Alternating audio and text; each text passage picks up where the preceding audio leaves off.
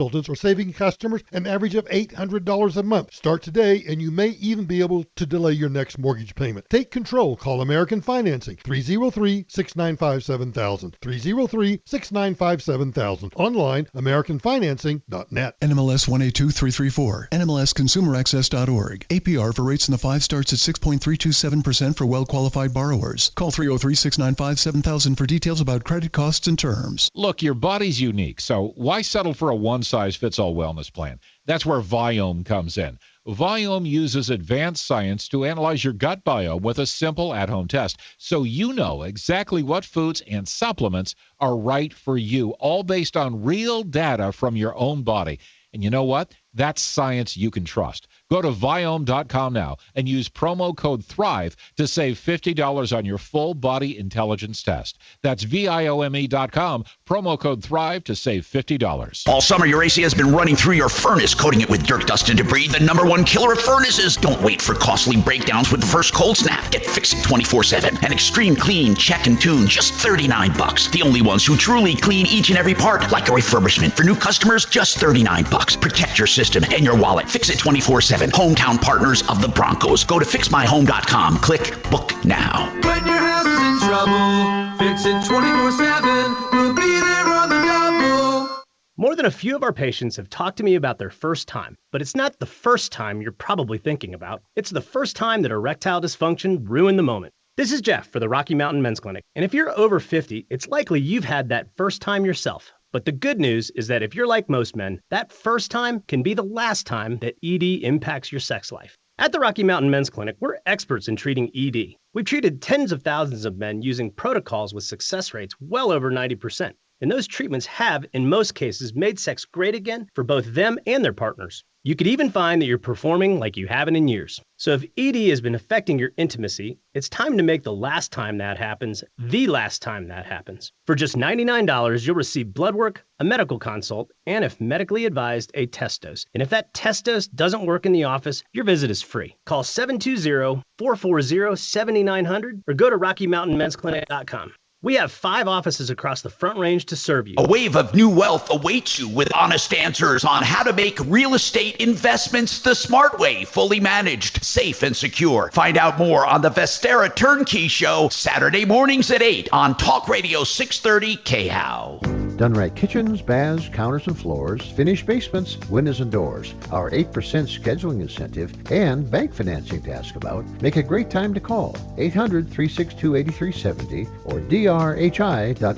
This is Dan Kaplis. I've spent the past 40 years litigating catastrophic injury and death cases. Because of our great team, we've been blessed with record-breaking success, and we've reached the point where we don't have to do these cases. We are honored to get to do these cases, and we carefully choose who we have the privilege of representing, from the poorest of the poor to teachers, police officers, firefighters, construction workers, CEOs, and professional athletes. If you need our help, call 303-770-5551 or hit dankapleslaw.com. Lots of sunshine for your Tuesday. Temperatures today reaching into the upper 70s and low 80s. We'll see a few more clouds by later on this evening with a small chance for a brief shower. I'm Fox 31 Pinpoint Weather Team meteorologist Kylie Burse. This report is sponsored by Verdict with Ted Cruz Podcast. I'm Ben Ferguson. And I'm Ted Cruz. 3 times a week we do our podcast, Verdict with Ted Cruz. We're nationwide. We have millions of listeners. We bring you behind the scenes, inside the White House, the Senate, the Supreme Court. So download Verdict with Ted Cruz now, wherever you get your podcasts.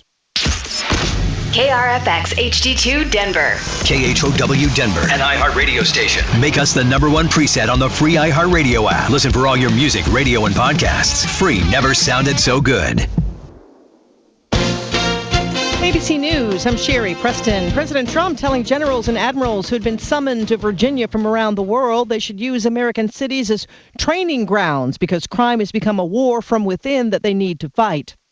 The Secretary of War, Pete Hegseth, addressing those senior leaders, telling them the Pentagon is killing quotas, allowing hazing once again, and implementing new standards for physical fitness in the military, asking if your son enlisted. Would you want him serving with fat or unfit or undertrained troops? Or alongside people who can't meet basic standards? Or in a unit where standards were lowered so certain types of troops could make it in? In a unit where leaders were promoted for reasons other than merit, performance, and warfighting? The answer is not just no, it's hell no. We're just a few hours away from the first government shutdown in almost 7 years as Democrats and Republicans in Congress have been unable to reach a budget. This is ABC News. Another close call at another busy airport. The FAA is investigating a close call at Los Angeles International Airport.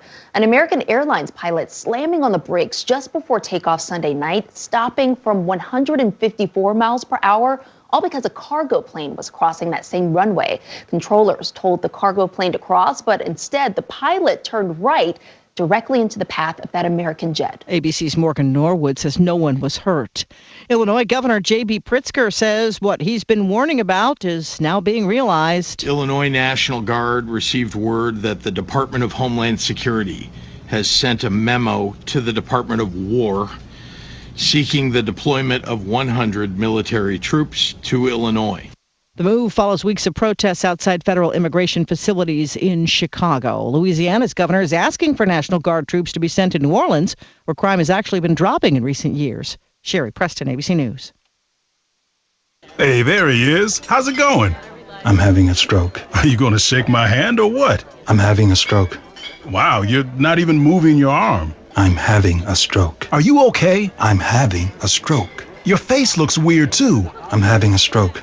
Are you having a seizure or something? I'm having a stroke. When someone is having a stroke, they may not be able to say it with words, but their body language will tell you loud and clear. I'm having a stroke. You just need to know the sudden signs. Look for FAST, F-A-S-T. F, face drooping. A, arm weakness. Or S, speech difficulty. Then T, time. Time to call 911 immediately, because the sooner they get to the hospital, the sooner they'll... K-How News Time, 10:03. The Broncos improved to 2-2, beating the Bengals 28-3 on Monday Night Football. Bo Nix threw 2 touchdown passes and ran for a score in the victory. Denver travels to Philadelphia to play the defending Super Bowl champion Eagles on Sunday. A Castle Rock tow truck driver is going to prison after stealing dozens of vehicles. Authorities say 34-year-old Brian Chacon would use his tow truck to steal older, broken-down vehicles and then forge documents to sell them to salvage yards. Chief Deputy DA Jake Adkins says Chacon stole from people just trying to get by and showed no regrets. As you can imagine, these are individuals who have perhaps a lower income. It's a broken down car. They couldn't tow it right away. They had to make other arrangements. And so in most of these instances, he was preying on people to whom it would do the most damage. 1, 2, 3, Chacon 4. Was linked to about 50 confirmed stolen vehicles. He was sentenced to 16 years in prison. That's the latest. I'm Chad Bauer. Now, Impact Traffic. From the Superstar Car Wash Traffic Center. Yeah, we're still seeing a heavy jam up on 225 due to an accident late in the rush hour southbound at Tamarack, approaching I-25 right lane with those backups at Parker Road. The ramp from East 6 to southbound 25 is backed up to Federal. That takes a few extra minutes on the merge, but I-25 looks good if you're heading down to the Tech Center. Southbound 25 into downtown, a little slowing through Spear. I-70 West is a little heavy from 270 back over to Brighton, as well as 270 heading west up through Vasquez. With traffic, I'm Jonathan Steele. This report is sponsored by ParkWiz. Parking shouldn't slow you down. ParkWiz gives every driver a shortcut. Book ahead, save up to 50%, and skip the hassle of circling the block. Park smarter, park faster. ParkWiz. Download the ParkWiz app today and save every time you park. Get the best deal anywhere on countertops from theartofgranite.com. Any natural stone or man-made material, they do it all. Plus, you get a free backsplash, free sinks, a free cutting board, and a free bathroom vanity. Free tear-out and haul-away is always included, and always materials at cost. Even better now, 10% off labor for a limited time. Get prices on the phone, 303-386-5919, 386-5919, theartofgranite.com. You're listening to Leaf Filter Radio, and the guru of gutter protection himself, Chris Coonahan, is here to take your most pressing leaf-related questions. Hey, everybody, Chris here. I understand we have Ron on the line. Ron, where are you calling from? Uh-oh. Ron, are you calling from a ladder? Well, I was. I wanted to ask Chris what I need to do to get my gutters ready to have leaf filter installed. Oh, Ron, you don't have to do anything. A Leaf Filter Trusted Pro will come out and clean out your gutters, realign and seal your gutters, and install Leaf Filter, America's #1 gutter protection system. So I didn't need to get on this ladder? Ron, Leaf Filter Trusted Pros are in your neighborhood and ready to help. Just visit leaffilter.com/radio to schedule your free gutter inspection and get up to 30% off. Thank goodness. What was that site? To get this special radio offer, go to leaffilter.com/radio for your free gutter inspection today and get up to 30% off. That's leaffilter.com/radio for up to 30% off. leaffilter.com/radio. See representative for warranty details. Address hair loss with the same simple one-day treatment I received. AdvancedHair.com. Now, your chance to win $1,000. Enter this nationwide keyword on our website. WIN. That's WIN. Enter it now. When joining the conversation becomes difficult, use the talkback feature on the iHeartRadio app. Just tap, record, and send, all within the app. Get out there and be heard. To Denver's talk station, 630 KHOW.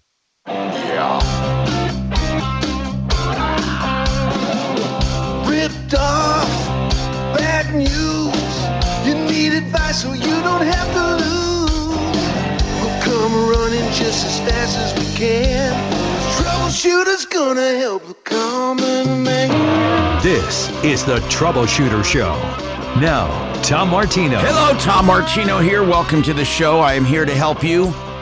Solving problems, answering questions, taking complaints. Welcome to the show. We got a lot to talk about today, and I love doing the show. I love helping people. Of course, callers get priority, and this hour brought to you by waterpros.net. I can't say enough about the great water systems. People are writing to me saying, I got the water system. I love it. Thank you very much. It was a third of the price quoted by a plumber. Some of them say a fifth of the price, depending on what you're getting. So if you want water, drinking water, soft water, better for plumbing, better for laundry, better for skin, and drinking water, you can get the whole shooting match under $4,000. That's how great they are. And plumbers start at 15 or 16. Waterpros.net, 303-864-5552. Now, I want to go to the phones. Randy wants to talk about movers. And I got a reaction. People wanted me to spill the beans when I talked about movers the other day. I said every moving complaint I've handled has been a mover out of Florida from a certain ethnicity, and people were so damn curious what I was talking about. So I checked with my legal counsel, and there's two things to keep in mind here legally. One, the truth is always a defense. And second, if you slander more than 25 people, I heard you can't. If you slander a group of people, the group can't sue you if they're too big. It has to be identifiable small group. I don't know if you've ever heard that or not, but that's the way it is. By the way, I do have an attorney, and I'll introduce in a little while. A friend of mine for 17 years. I asked him to come to the show because I want him to handle something for me that's just a pain in my ass. You know, I think from day to day, everyone has little problems, and they think, I wish I had an attorney.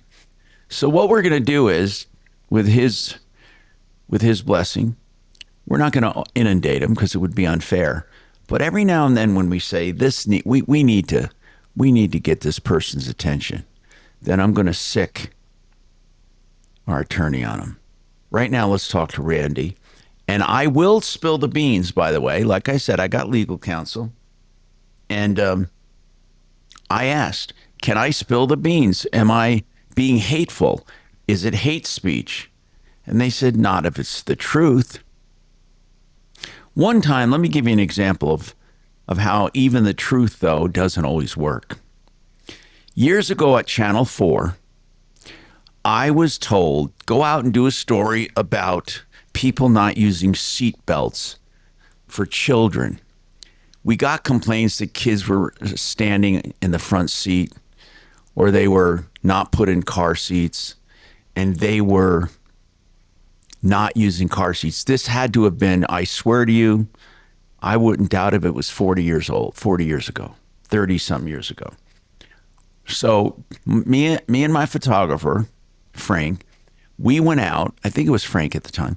We went out and we would take our camera. I would drive and he would shoot cars next to us. We'd pull up to cars or go to parking lots and see who had seatbelts and who didn't when they got their kids out or put their kids in.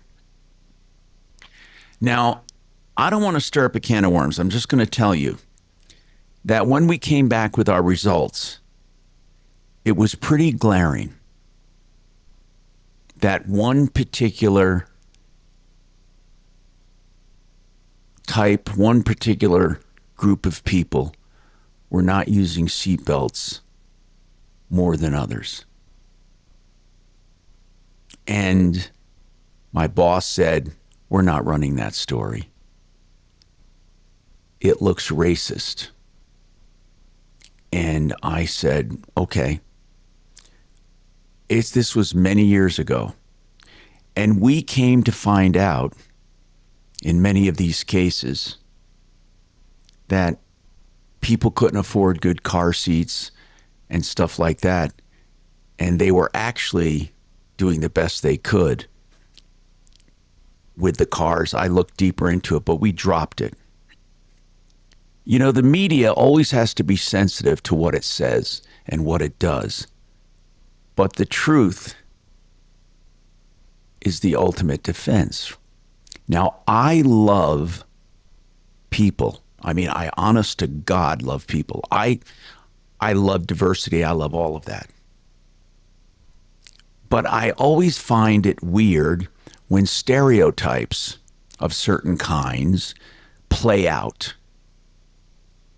We were in a years and years ago, believe it or not, years and years ago, before woke, before everything, 30-something years ago, Channel 4, when I was on Channel 4, we had sensitivity training. They were really ahead of the time because they wanted to make sure as broadcasters, we weren't insensitive to racial groups or we didn't stereotype or we didn't do anything wrong. And I think it was very, very advanced of them. It was a wonderful program. But I remember the guy started out the program.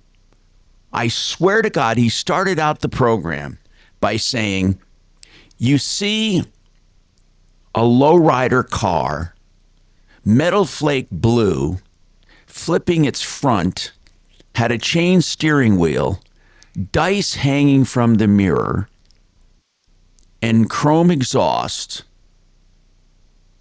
with jewels around the license plate holder, going down the street, blaring music. Who's driving the car? And I said, maybe a young Mexican kid. He says, you're wrong and you're stereotyping. He was trying to make a point that you can't stereotype. Except sometimes stereotypes come from reality. Now, here's the point I'm making in all of this saying, is that on this show, we're going to talk about facts and we're going to talk about things that happen. And I'm not going to give regard to whether it's politically correct. But I will tell you ahead of time, I love people and I would never single anyone out ever, if it wasn't true. And I just have to say this about movers getting into Randy. Every major moving problem I've handled out of South Florida has been from Israeli immigrants. Every one of them. Now, am I saying Israelis are dishonest? Of course I'm not. Of course I'm not. But I am saying that it baffled the hell out of me. And I wondered how it happened. Why is it? Now, it's not that I go looking for an Israeli moving company and attack them. Every single one that I've handled has been from an Israeli immigrant-owned moving company in South Florida. Okay? Now you can unload on me if you want with comments. I swear to God that if it was something else, I'd tell you something else. But I got so many emails saying, why didn't you mention the ethnicity? Because here's what I want to tell you. First and foremost, I don't want you to let your guard down ever. So if you get a moving company owned by someone else or some other ethnicity or some other person, I never want you to say, oh, we don't have to worry about them. We only have to worry about Israelis. I'm not saying that at all. And in fact, there are some excellent Israeli moving companies in South Florida. That's what's weird about it. But every single bad one I've come across, every single bad one that I've come across with complaints have been Israeli immigrants. They moved to South Florida, opened up a moving business. They go online, and mostly they're moving brokers. Now, I'm going to take your call, Randy, but I want to know if you fall into these categories. Number one, the first person who contacts you or you contact is usually never the mover themselves.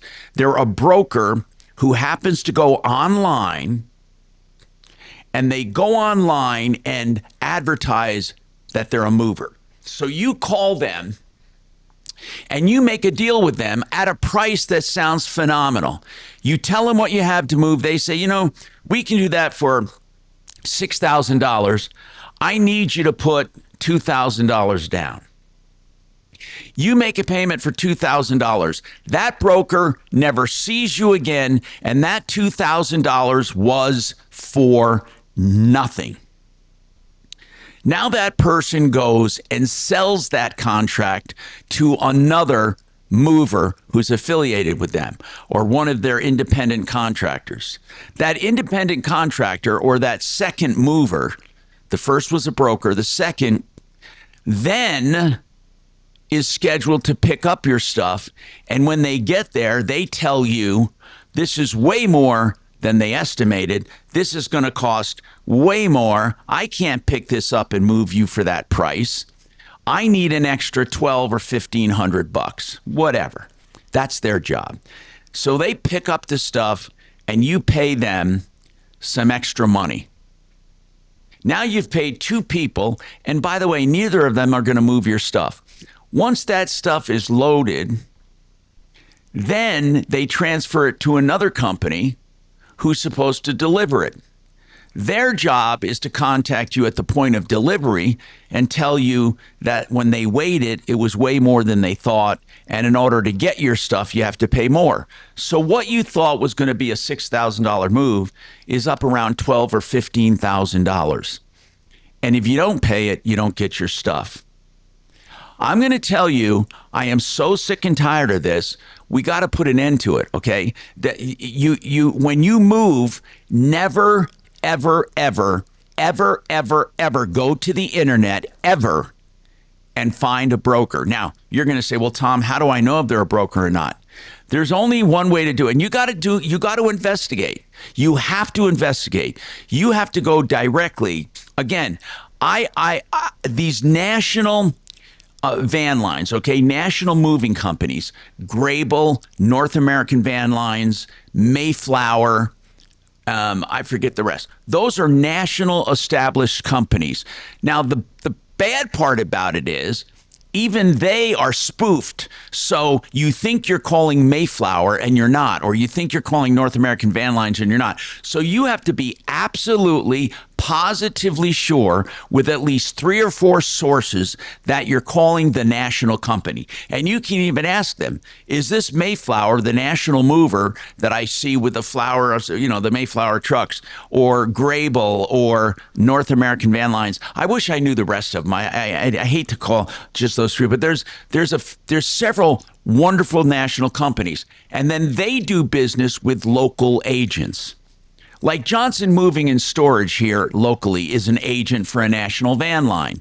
So you do business only with real movers associated with an actual agent for a national mover that owns their own trucks, warehouses, and facilities.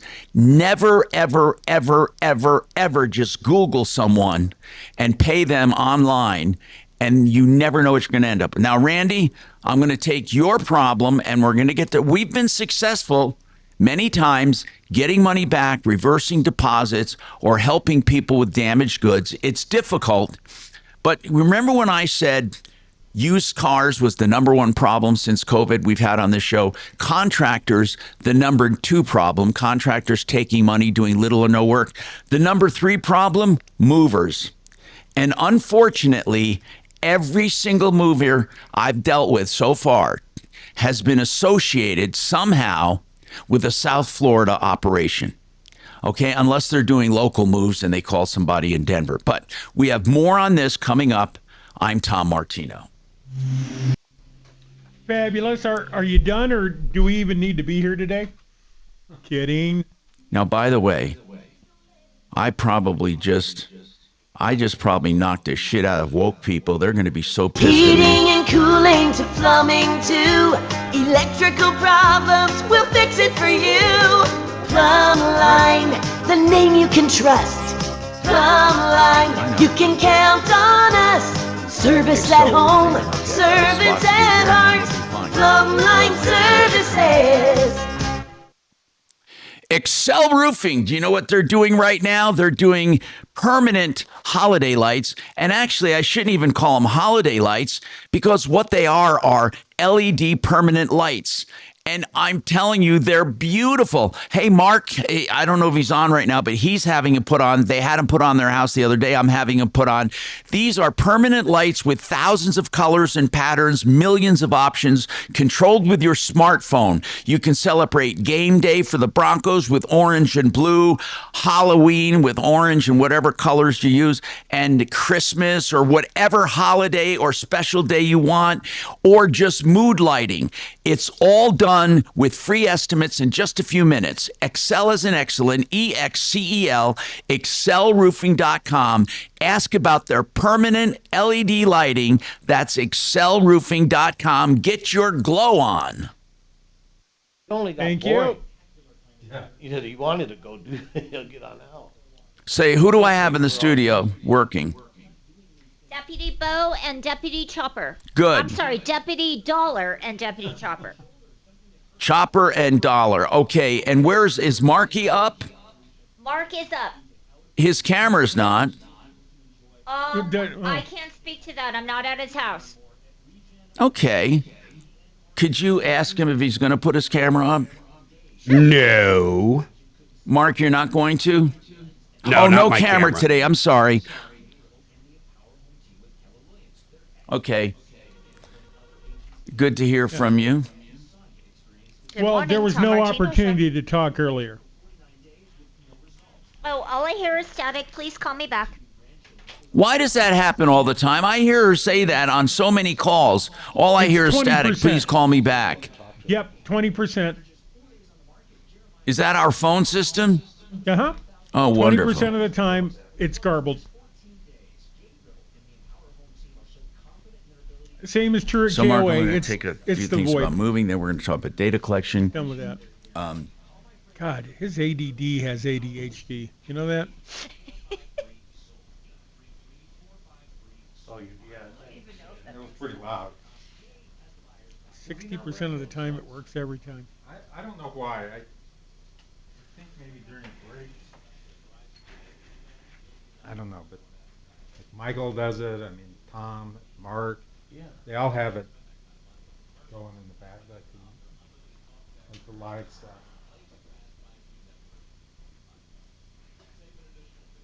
But then when he goes on air, then that cuts off.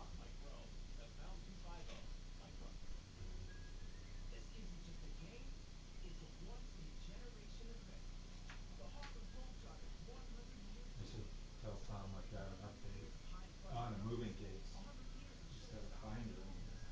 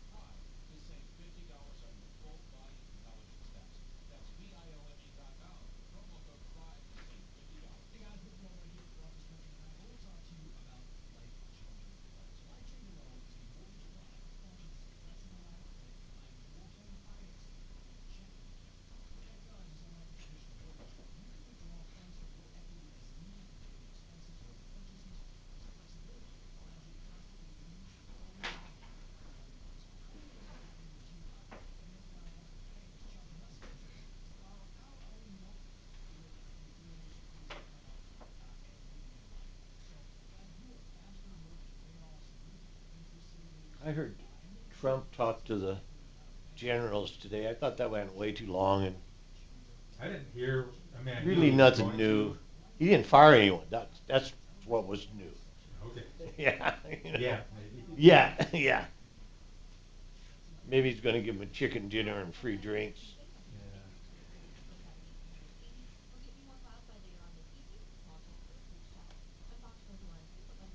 Did Tom see that we're in here? I didn't. Yeah, and he asked Kelly.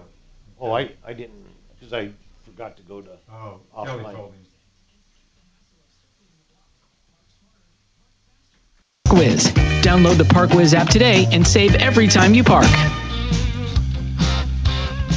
Hey, Tom Martino here, 303-713-TALK, 713-8255. Now I want to talk to Randy about an issue with a mover. And Randy, I don't know if we touched upon any of this, but that we've been talking about movers. So tell me what your situation is, Randy. Hey, how you doing, Tony? Thank you so much for getting in contact with me.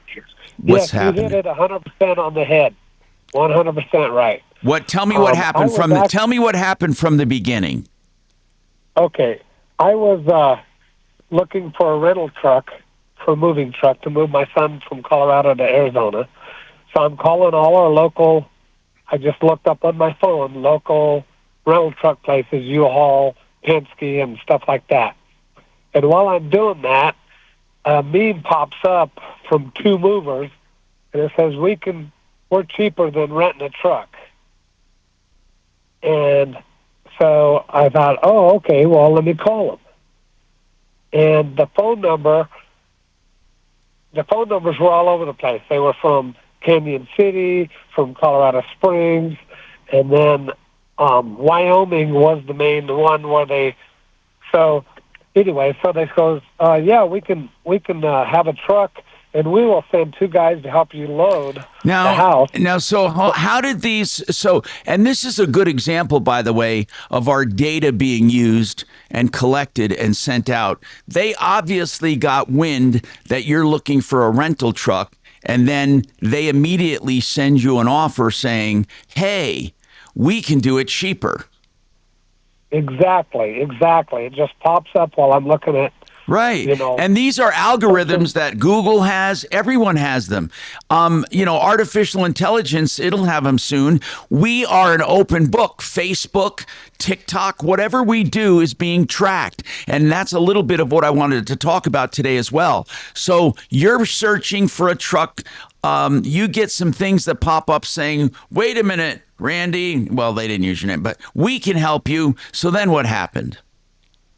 So I called the number, and rental trucks ranged anywhere from $1,800 for a 26-foot to go from Colorado to Arizona, and I leave it out there, and all the way to Penske was $4,700. So I'm like, okay, well, I called these guys, and they go, well, it's $2,000 for a truck, and we will have two guys help you load the house. Now they said 2,000.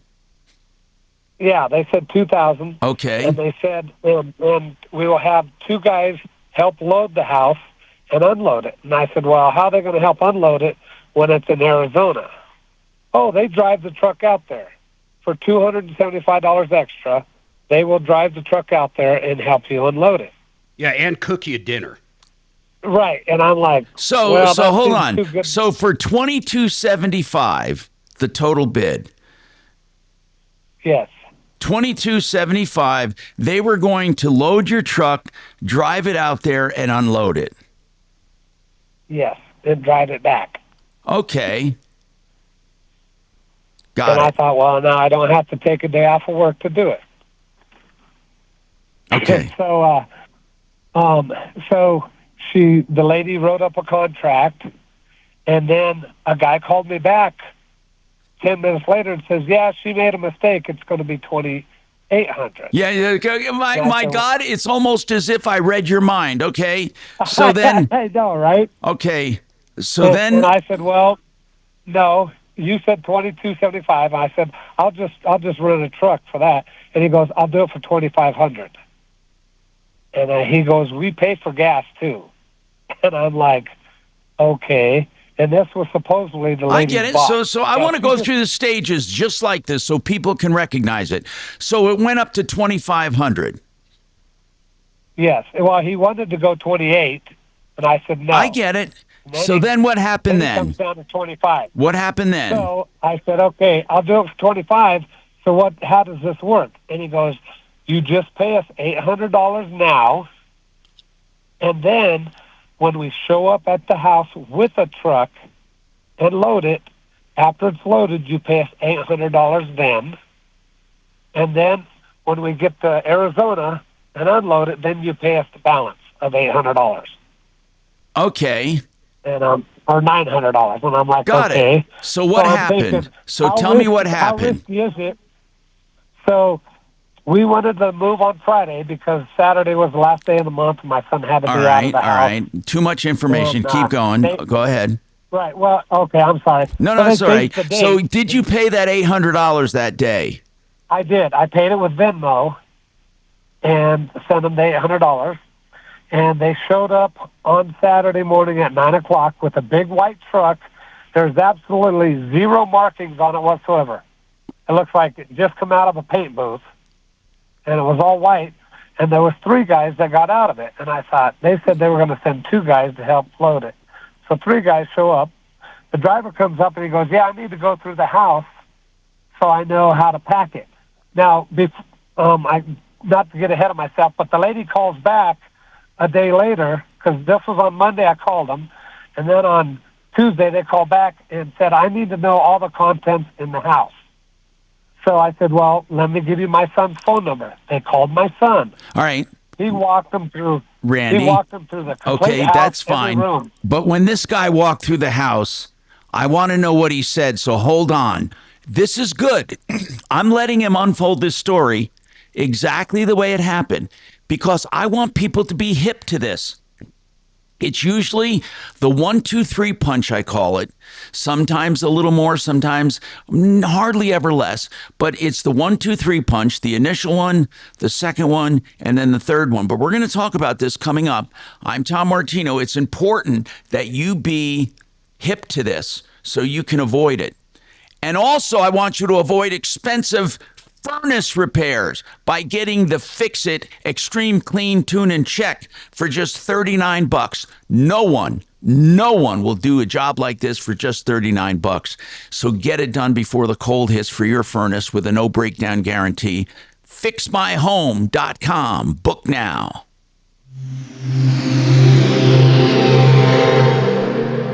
This is Denver's Talk Station with Michael Brown in the morning and Dan Kaplis in the afternoon. 630 KHOW, Denver. Now, Impact Traffic. From the Superstar Car Wash Traffic Center. Yeah, we're still looking at a heavy-duty traffic jam on 225. It's all due to a crash that's been sitting on the highway for a couple of hours, southbound at Tamarack. That's approaching I-25 right lane. Back up almost to Parker Road. It's eased up only because the volume's fairly light out here, but it's still in a delay mode. Other than that, it is pretty light everywhere else. Minor slowing on 270 through Vasquez, I-70 west from Colorado to Brighton, and south I-25 coming into downtown's been a little slow through Spear. Little construction here and there, but nothing major. With traffic, I'm Jonathan Steele. This report is sponsored by Verdict with Ted Cruz Podcast. I'm Ben Ferguson. And I'm Ted Cruz. 3 times a week we do our podcast, Verdict with Ted Cruz. We're nationwide. We have millions of listeners. We bring you behind the scenes, inside the White House, the Senate, the Supreme Court. So download Verdict with Ted Cruz now, wherever you get your podcasts. All right, let's talk about Discount Bath. 2 words you don't normally hear, discount and bath. And you know, Chris and his team really mean it. And I really love the way they do business. It's very easy. You take your smartphone and you video the areas you want to change in a bathroom, what you want to move, what you want to add. It's just a narration, just a simple smartphone video as if you're posting something to social media.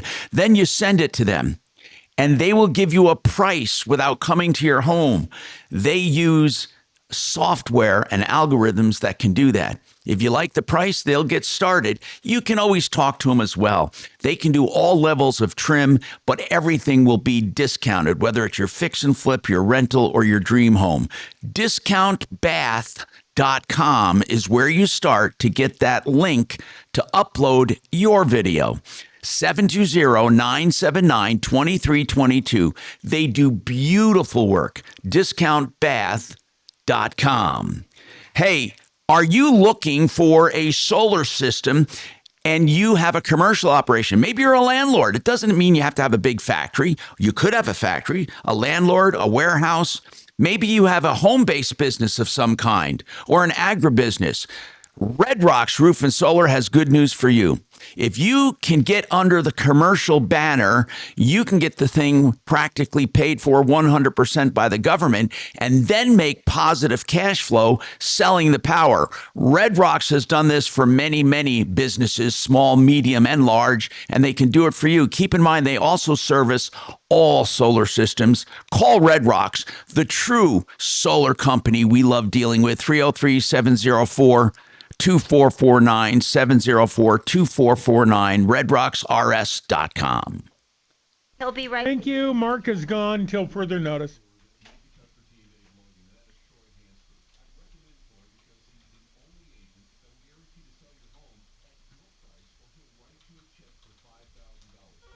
I don't know what this is all about. Nope. Good morning, Tom Martino Show.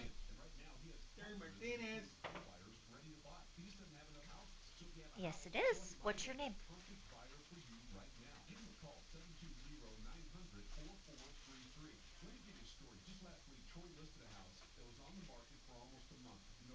Susan and Andrew. Okay, what's going on, Susan and Andrew?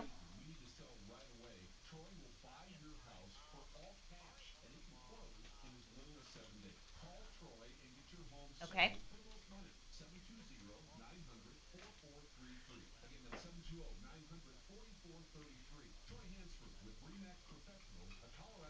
Have you been on the show before? Okay. All right, hang on for me, and Tom will be with you as soon as possible, okay? Hang on.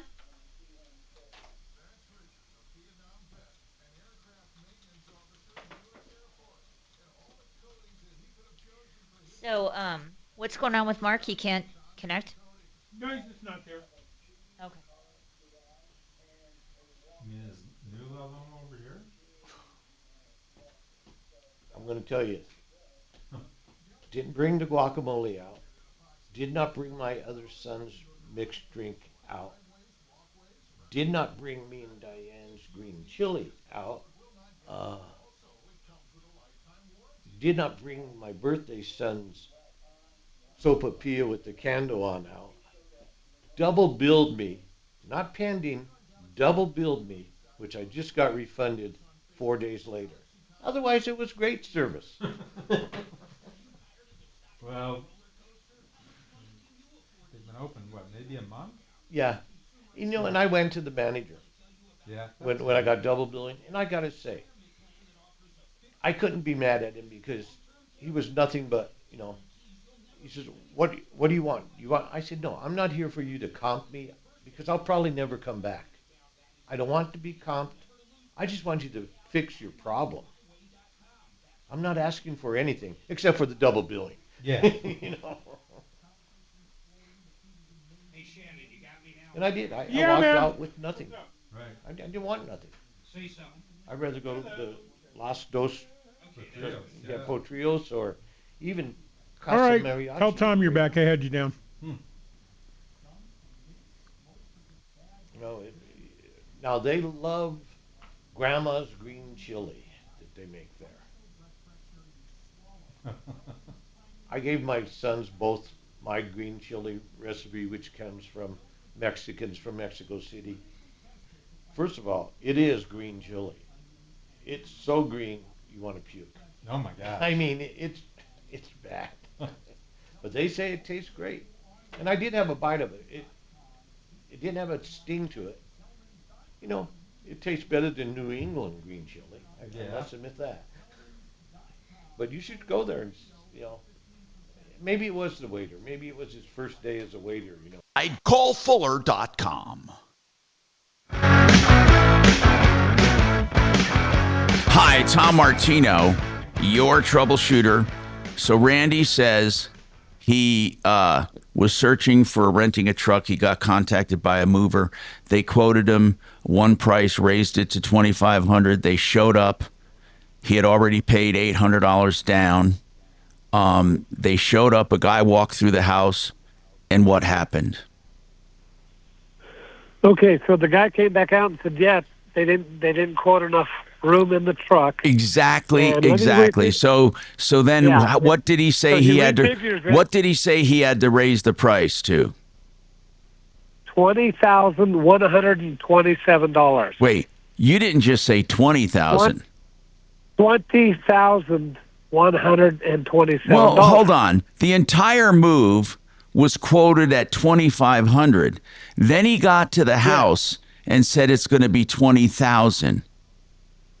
And also, the agreement was that I have cash when they finish. So But I'm wait like, a minute. Yeah, but I've wait got a minute. 20 grand Even a cash. liar. Hold on, Randy. Even a liar and a cheat and a moron. Even those people know enough not to raise it that much. They'd never get it. I mean, did he say with a straight face, by the way, it's going to be $20,000?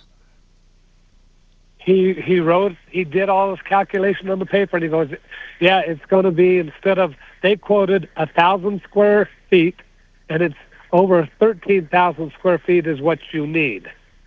So 13 times what they quoted is what he. the Okay, way so he kind of explained so it. what I want to know is this: if you decided not to go through with it, would you get your deposit back? That's what I asked. I said, "Well, no, definitely not. Just give me my refund." And he goes, "Oh, you have to talk to the other company. They're two separate companies, as you said. They're a broker, and they hire him to move." And I says, "Well, I just talked to the lady yesterday, and I said I need the exact amount so I can have the cash." And she said, $2,500 Okay. minus the $800 will be everything. All right. So, And so I said no. wait. So I called the you lady said, back. Oh. listen, man. So it stands to reason if somebody quotes you $2,200 or $2,500 or whatever, and then raises it to 20 grand, it shouldn't be surprising that you canceled. Okay, so were they Right, exactly. Okay, well, were they balking at giving your deposit back? Yes. I called the lady. He goes, "Yeah, we don't do nothing like that. You need to call them." So I called the lady back, and she goes, "Well, did the truck show up?" And I said, "Yes." She goes, "Are you refusing the service?" I said, "They raised it to $20,000. What do you think?" And she goes, "Well, it's in the contract. If you refuse service after they show up, then there is no return on your Yeah, there's no okay, refund well, on that's your deposit." ridiculous. So if you but you didn't refuse the service at 2,500, you refused the service at 20,000. That's why I was trying to explain to my bank and Visa that under the contract, they're the ones that violated the contract. Right. I didn't. Well, what did she say about that? Listen, this is pretty obvious. She said, wait a minute, they Right. showed up and you refused service. Well, of course I did, because the price went from 2,500 to 20,000. Of course you would refuse the service. Of course Right. you I told her, would. I'll send my son in a car. He can go to American Furniture and buy all new furniture for his house for 20 grand. And just drive out there. Why move it? And she goes, "Well, did you read your contract? Because it states in there, if you refuse service." And so that's when I'm like, Well, this of is course. set up or something. Because, of course, all the guys, they already had all the moving blankets and all sorts of stuff through the house. And I'm like, absolutely not. "Oh, okay. Well, we're sorry." They were very polite, of course. And they But took wait all a their minute. stuff. So They took- right now, where do you stand right now? So this was in May. Okay, so Yeah. this was a while back. And so I told him no, and I said, "Well, Wait, after I let talked me to the ask you lady- this. Let me ask you this. She quoted 2275. Who quoted the 2500? Her boss called me back and said she misquoted, and that'll Okay. be 28. And then he went down to 25. Okay, and then the guy that showed up, that's the guy that said 20,000. Yes. This is And crazy. he said he's a different company. like you said, he's a different company than the broker. And so my son started calling for trucks. Since they changed it to the last day of the month, no trucks available. We're panicking. We have half the house already moved into the driveway, and so I call the main number back, and I talked to Dave Owens, and I'm like, well, just a minute. Now his phone number is a Palm Beach, Florida number. Of course it is. And I talked to him, and he was super nice. He goes, oh my God, she miscalculated. She charged you $6 a square foot instead of $3. So it'll only be $8,500 instead of $20,000. And I'm like, no. So where does it stand right now, Randy? Where does it stand right now? Okay. So I said, absolutely not. And then he goes, well, if you can you do $5,000? And my son was having trouble finding a truck, and I said, well, I don't know. Maybe I can do that. But after all of that, did you just let's speed forward to this, because I can't believe I would have told them. I would have even risked losing the 800. I would have said, forget it. I don't want to see you guys. Did you agree to any price? I did not. But the guy said he would do it for $5,000. And I said, well, let me see if we can find a truck real quick. My son's on the other line trying to find a truck. And he said, well, let me write up a contract. I'll send it to you so you can look it over and tell me what you want to do. My son came back, said, I found a truck and for $1,800 from U-Haul. And I'm like, all right. So I told Dave, I said, Dave, thank you, but no, we're going to go the other route. And he goes, well, no, let me send you the contract. And I says, no, we're going to go a different route. My son found a truck. We'll have it in the morning. And right when I said no, my phone told me that he charged me the $5,000 on my credit card. Oh, my God. And I said, Dave, why did you run my credit card when I told you no? You haven't even written up a contract or nothing. And he goes, well, I'm trying to get it ready. Did you get, hold on, did you get the $5,000 taken off your credit card? No. That's what I'm fighting from my credit card. My bank went after or told Visa, and Visa said, oh, well, we have his electronic signature. And I said, oh, my God. So right now, let me get this straight. Just let me get this straight, Randy. And honest to God, from here on out, I need no more every little detail. Are you out $5,800? No, I'm out $5,000 because Venmo gave me my $800 back right away. Oh, because they said that's ridiculous. Venmo, of all people, gave me my $800 back. But Visa said, well, we talked to them, and they gave us proof that you signed. And I said, I never signed anything or clicked anything. You were literally robbed. Hold on, I got to take this break. People, are you hearing these nightmares? First of all, that you should have never given them your credit card information. How did they get your credit card information? What's that? Okay, never mind. I want to know how they got his credit card information. You put him on hold. That's good. We'll talk to him right after this. You do know you said hold on. Right? No, I love it. Thank now, Impact Traffic. Yeah, we're still looking at a heavy-duty When spot you here. encounter some sort of DNR situation, I'd like to tell them to hold on. Hours I should southbound just at wear a Tamarack, badge. up Do approaching not I-25 resuscitate. right Not worth lane. it. Back up. Hold on. Kelly, I know what to get him for Christmas. Volume's fairly light out here, but it's still in a delay mode. Other than that, it is pretty light everywhere else. Minor slowing on 270 through Vasquez, I-70 west from Colorado to Brighton, and South I-25 coming into downtown. It's been a little slow through Spear. Little construction here and there, but nothing major. With traffic, I'm Jonathan Steele. This report is sponsored by Red Pilled America. Why haven't you listened to Red Pilled America?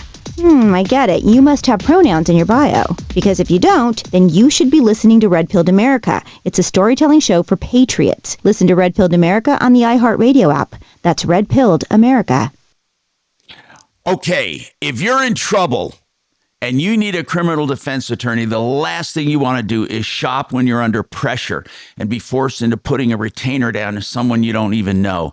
I've known Joe Lazzara for 30 years. He's been representing people we send from the show with rave reviews. Now listen, no one ever anticipates getting in trouble. It's usually something that's surprising, but here's the deal.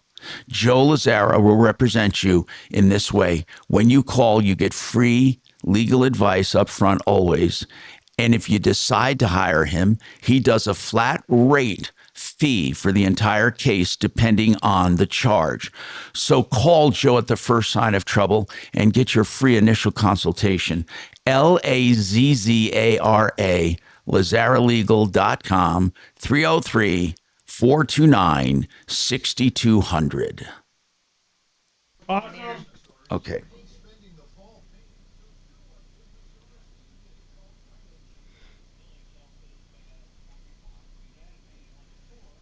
Mark, are you still there? Yeah, I'm working on some stuff, but I'm listening. Weird.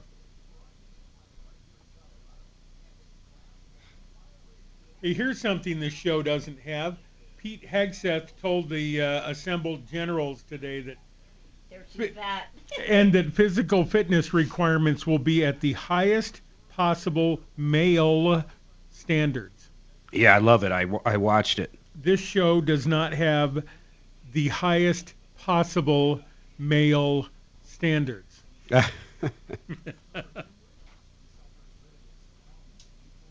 All right, Andrew, just hang on for me. We're going to get to you as soon as possible, okay? Did you think Trump went a little too long on that, Mark? No, I didn't think so. I differ than you on Chopper. I love Trump. I mean, I'm sorry. I differ than you, Chopper. I love Trump. Afraid you're wrong on that one. I'm a very good Trump supporter. Oh, okay. No, I love the entire agenda.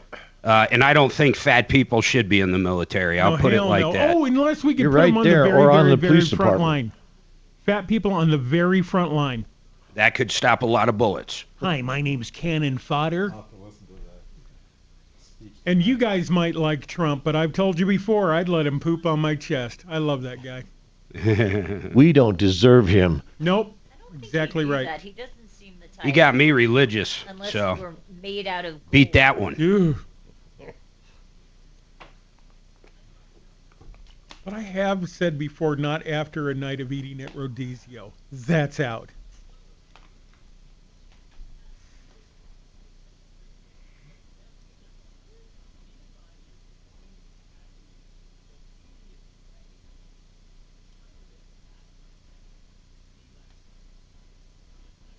I was working FEMA, I think. Yeah, I was. Where my daughter works, they're going to do some sort of employee And I was dinner sitting at in bed Rodizio up there in talking to one Fort of my Collins. cohorts.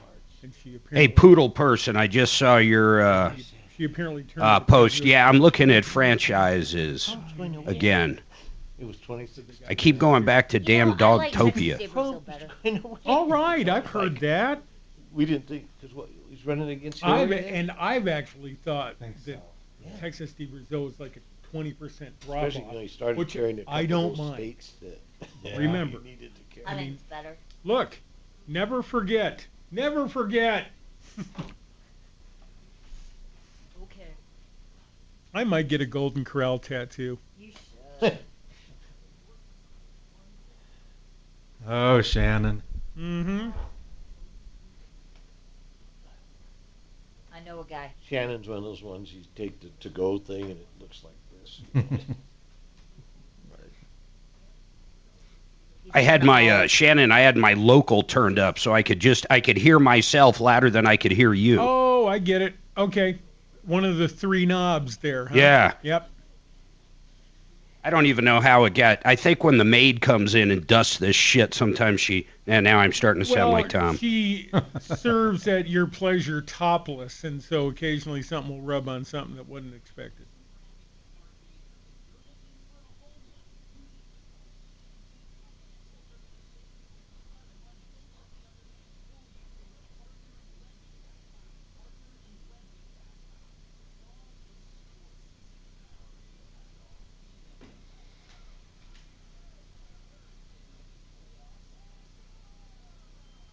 Uh-oh.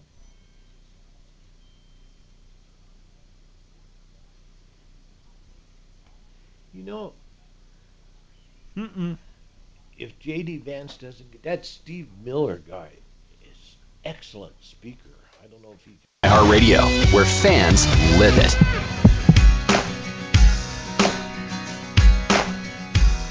Hi, Tom Martino here, 713-TALK, 713-825-55. Man, I want to give this issue to somebody with Randy. Randy, what I want to know is, right now, when's the last time you talked to those people? Well, I text the guy back and forth, and he kept saying, I'm going to take care of it. I already told him. But he had to wait. He did it on Saturday, and he goes, you have to wait until Monday for them to correct it. And so Monday I texted him. I said, yeah, don't forget to give my money back. And he goes, well, it takes till Friday for them to process it. Randy, so the way it is right now is you still have a $5,000 charge on your credit card. Yes, sir. And your credit card company will not take it off. My bank sent a provision for $5,000 temporary, and they sent a thing into Visa, and Visa sent them back saying, well, we have an electronic signature, and in the contract it says there's no refund for refusal of service. And I said, well, I never got a contract on this. It's two separate deals. No, I get it. Oh, this is so entirely screwed. I think the problem right now, look at these scumbag movers out of Florida. What's the name of you never told me names of companies. What's the name of the company that original woman was with? That said two movers, and it was United America from Wyoming. And then the second one was Relocation out of Florida. Relocation, it had to be more. Was the name Relocation? Yeah, let me go back to my. Just tell me. I need to know the name. The woman. She represented herself as being, and that's the guy. This woman's associate. The guy is the one that took the $5,000 from you. Yeah, the guy took the $5,000, and he was with Northern Relocation Corporate Way in Palm Beach, Florida. The lady showed that other one from Wyoming. Okay. And that's why they said, well, it's, they contracted. He goes, we have nothing to do with them. We're 100% refundable. Because I said, how do I know you're not going to What's the guy's name in Florida? Do you have his name? I do. Dave Owens. I've got his personal phone number. All right. 727. All right. I want someone in the studio, Deputy Dollar. I'd like you to call and ask why they're keeping his $5,000. We'll do that, and we have more coming up on the Troubleshooter Show, including the use of AI in police reports after this. Thank you. Okay, Randy, I have your number. The rest.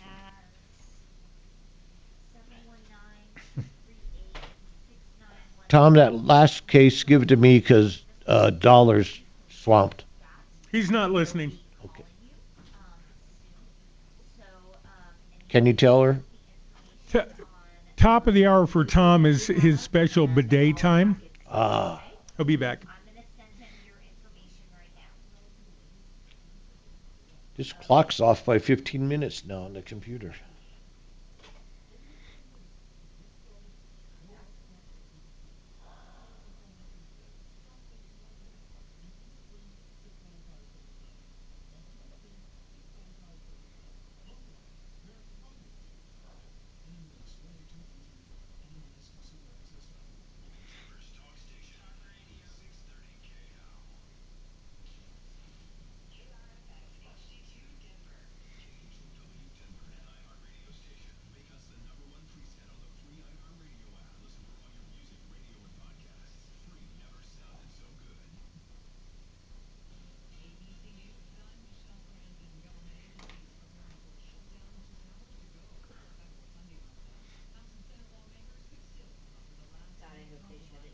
Shut it down. The only problem with government shutdowns is they still pay people. No. They pay people who were shut out for however long it is. Oh. Some company I work for goes to hell. I don't get back pay. Companies I currently work for, I don't get back pay. You get paid? All the shit that would save us money if they stopped.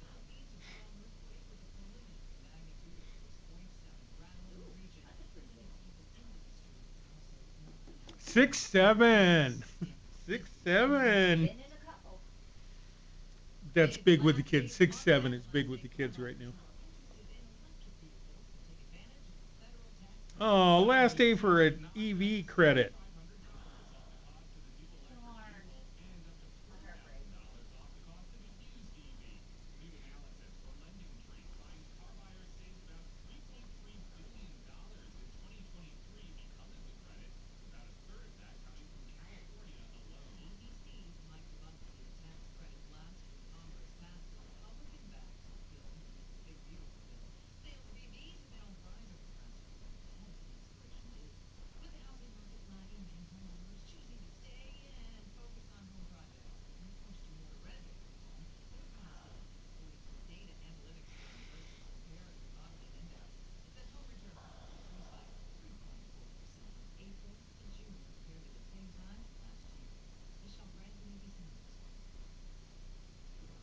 Who does Tom have in this studio there? He's sure talking to him.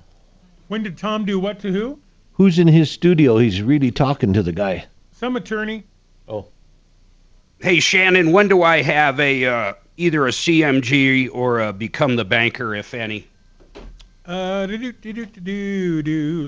me see if I can see. Scrolling. Vestera, K and H, and I can't see the rest of the hour yet.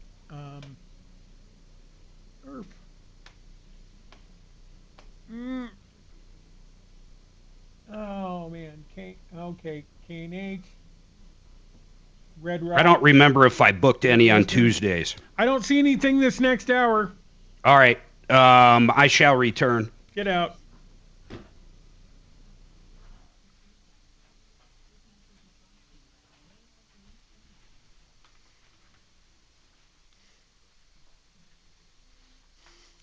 Just wonder when they're going to finish the bathrooms. Geez, I know. That's not a good sales point. I know. Oh, the bathrooms? Yeah, it's going to be a while. Really? Yep. Wow. Did you get the Brenda email? Uh-huh. Shannon, tell Kelly if she's listening, I'll take that. You'll take what now? I'll take that last one because I've been gone. I don't have anything. Oh, okay. And yeah, Kelly's almost listening. I just sent it to Dollar. You know Dollar that forwarded it to Buster's Last Stand. Chopper. That's a great place. That's right. It is. It's really good. I've gone there several times. Oh, yeah.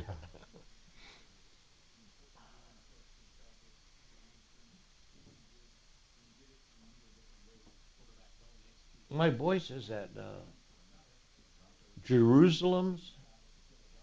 Oh, kind of across the street or something? Yeah, if you like that type of food, he says is really good. Yeah, I've never been to that restaurant. I'm not a big one on hummus and all that kind of stuff. But I've been to.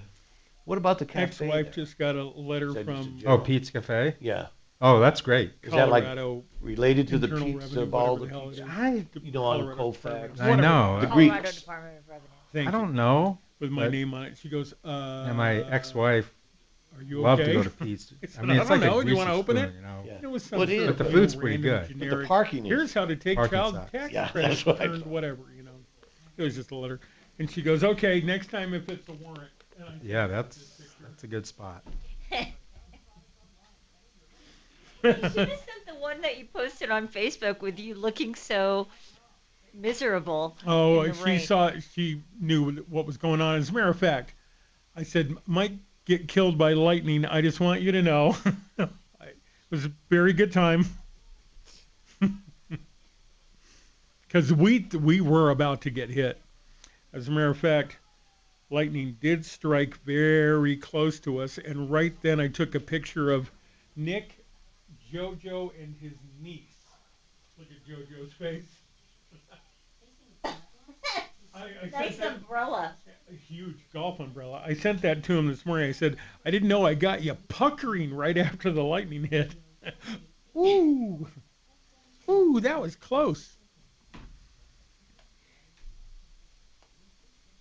Well, we stopped for Mexican food coming back from the Leaf Peepers. That place has been there forever. I figured it was going to be shit. It was really not bad. Where was this? It wasn't great. Jose O'Shea's over there. Oh. Sixth and Union. Sims or Union, It's yeah. been there forever. You Right. figured it wasn't bad. I mean, it didn't make it to the great level, but it made it to Right. a pleasantly surprised level, which sometimes is good. Right, exactly.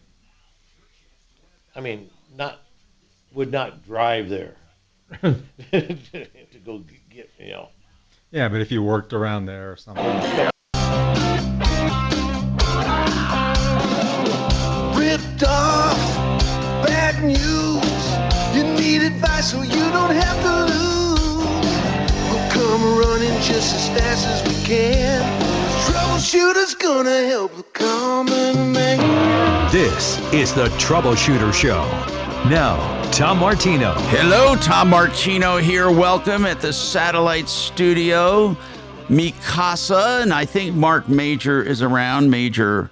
Marc Mager, after an extended vacation, and we're talking about problems, questions, and complaints. And one of the things that came up, unbelievable, is the moving contractors.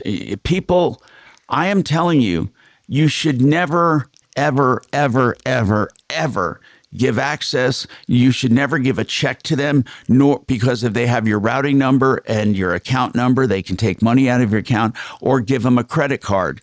They were able to push through this guy's credit card. First of all, he did it the wrong way to begin with. He dealt with an independent mover out of Florida. Again, making me 100% accurate in all of the bad movers come out of Florida that we've had so far. And this case is unbelievable. I said we're going to give it to Dollar. We're going to give it to Deputy Chopper to look at. But basically, just to recap this, he was searching for rental trucks to move his son, and he was then contacted by a woman who quoted him $22.75 with two guys to load, drive, and unload. He thought that was good, but a second person called back and said, and increased the price to $2,500. He paid an $800 deposit. The truck showed up. The guy walked through the house and raised it to $20,000. He said, I'm not going to do that. I want a refund. Now, the original woman said, since he refused service, there would be no refund. Then they agreed to go down to $5,000 and charged his credit card without authorization. Can you imagine?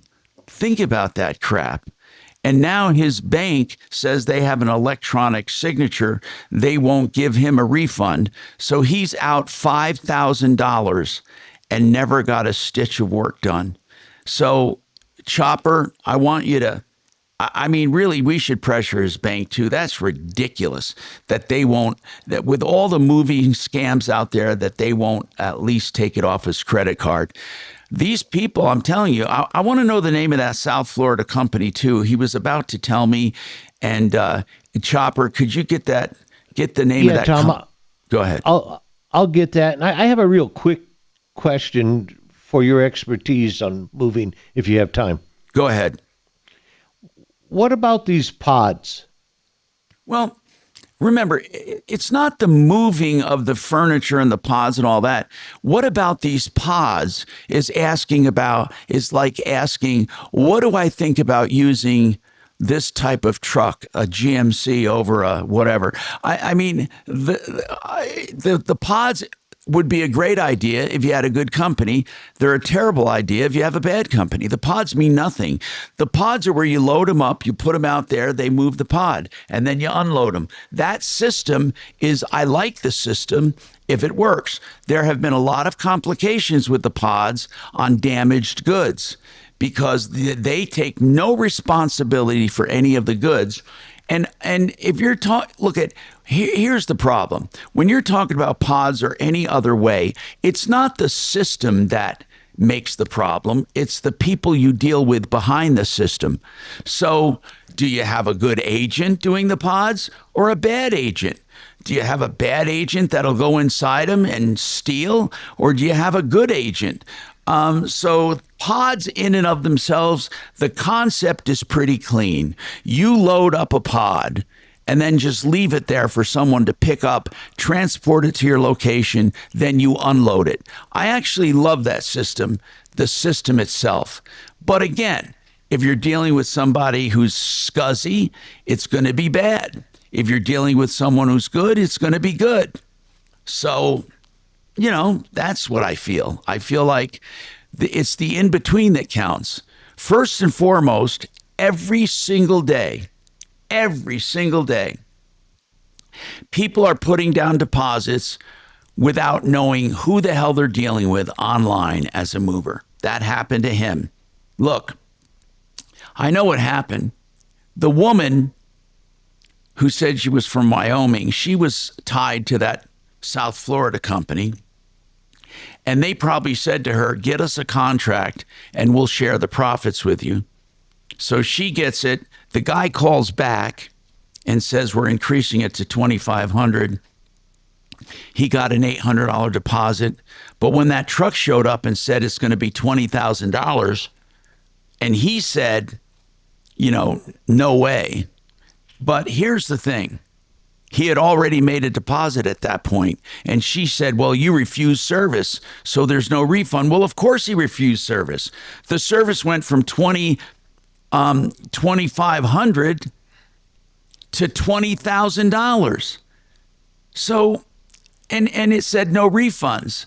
Well, how the hell do you sign a contract that's so open-ended they can say that you breached it for not going up to 20 grand? I mean, it's ridiculous. Now, I don't have the paperwork in front of me, and I don't think much of it matters because they're all liars and cheats anyway. They're absolutely liars and cheats. But Chopper, you're going to find out that South Florida company. You're going to find out they're one of many, many. And it's amazing. It's a criminal enterprise around the entire country, and they're all out of South Florida. It's amazing how many people get ripped off every single day. So, as far as top complaint getters, used cars, contractors, and movers. Andrew, speaking of contractors, you have a problem with a contractor, Andrew. What's going on with you? Yes. Hi, Tom. I'm here with my mother-in-law, Susan. She essentially got into a dealing with a contractor to help with her property. I believe the first conversation started around July. Is that right, Susan? Did she actually hire the contractor? Yes, by way of the Larimer Housing Improvement Plan. I don't know what that is. What is the Larimer Housing? Oh, I'm sorry. Go ahead.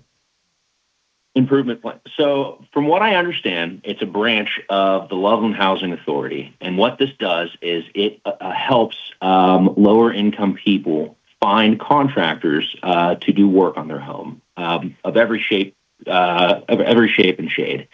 And what you're ultimately able to do is through this plan, you're able to get a 0% interest loan against your property, and that balance will come due down the road upon sale of that property. So it's a way to give people the necessary funds that they need. Yes, sir. So they actually put a lien on your property. The lien sits there until you sell it. Correct. And why do they do that? Like, for example, what if you sell it and don't have enough to pay off that lien? I mean, I would assume it would go the way of any other lender in that they would assume the property, or they would come after it in that means. But from what I understand, again, I'm just the plus one in this with Susan. Right. Well, I'm just trying to get as much information as I can. What is the name of the program again? It's the Larimer Housing Improvement Plan, and they are part of the Loveland Housing Authority. Okay. Oh, pardon me. Okay. Thank you, Susan. Now, what went wrong? Well, in a nutshell, Susan's got a bit of nerves chatting to you, sir. But ultimately what happened is she synced up with a fellow on this contractor list, agreed to do business with him in the month of July. Materials showed up in September. I believe the project was begun in October, and first invoices started to roll in around November. Now, long story short, there were a number of projects that were going to be done with this. Correct me if I'm wrong, Susan, but you were thinking a front door, you were going to get some siding work done, paint. They were going to get new windows. So every threshold in the house was going to get a new window. And ultimately, the work just kind of stopped halfway through after after about 3 projects. So right now the job is still incomplete. If you fast forward to right now, yes, sir, it is incomplete. The work he did was not up to any manner of code. And with winter coming, we've got a damaged property and $30,000 against that lien. So did he get paid that 30 grand? Yes. And the work that was done, is it bad quality? Yes. Very much so. So it's poor quality and incomplete. Only about how much of the job was done? 30%, 40%, 50%? How much of the job was... I'm not asking how much was done correctly. How much was done? Understood. About 40%, maybe 30%. The housing authority is saying 50%, but he hadn't even started, anything on the inside. These projects were on the outside. So, okay. So what is the housing authority doing for you? What is the housing authority doing for you? They're not really able to help me at all. They want to me to try to borrow more funds. Yeah, to at least winterize the property. And so this is a manufactured home. The biggest worry we have is with winter pushing in, we're worried that, the first big drop in temperature, you're going to see pipes freezing and more damage to the property. Did the Larimer Housing Improvement Plan, did they have this contractor on their list? Yes. Yes, they had a list of qualified contractors, and she selected from the list. I could have chosen somebody else, but I don't really know any contractors, and I assumed that their list would have been good licensed contractors. Yeah, and who? What's the name? What's the name of the contractor? It's Impact Remodeling, and his name is Luis Rodriguez. Okay, and does he feel like he wants to finish? No, he told me that in December he told me he was ill with COVID and he couldn't work anymore. He told me that in February, but when he wrote the letter to the housing authority saying he wasn't dropping the contract. But did he get paid for did he get paid for the whole contract or just for what he did? Yes, he got $30,000 out of the $35,000 that I was approved for. He got that off of 3 invoices. The housing program doesn't require receipts. All he sends is invoices.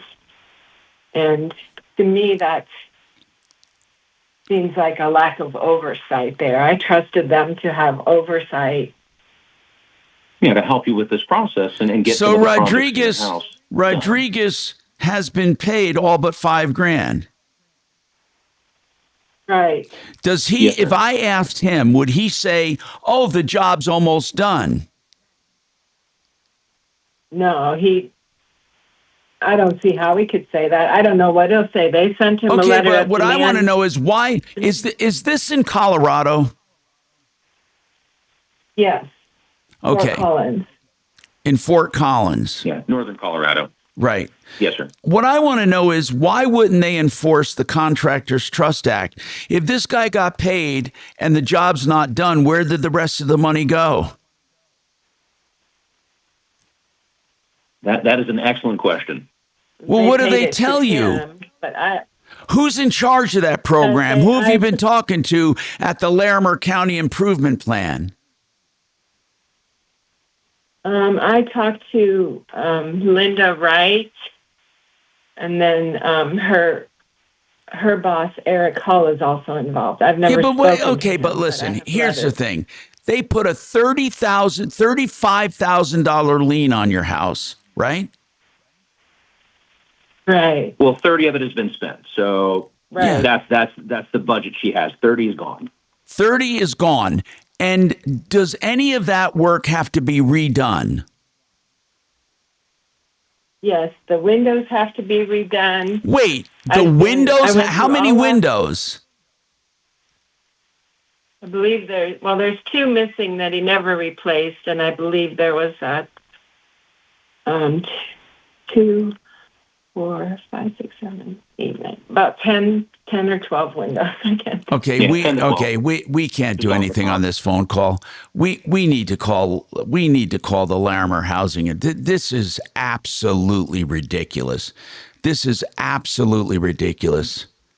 Honest. But I did, during the loan process, I signed on something that says that I will not hold them responsible. Yeah, for, but they recommended this contractor and they paid him. Who was in charge of paying him?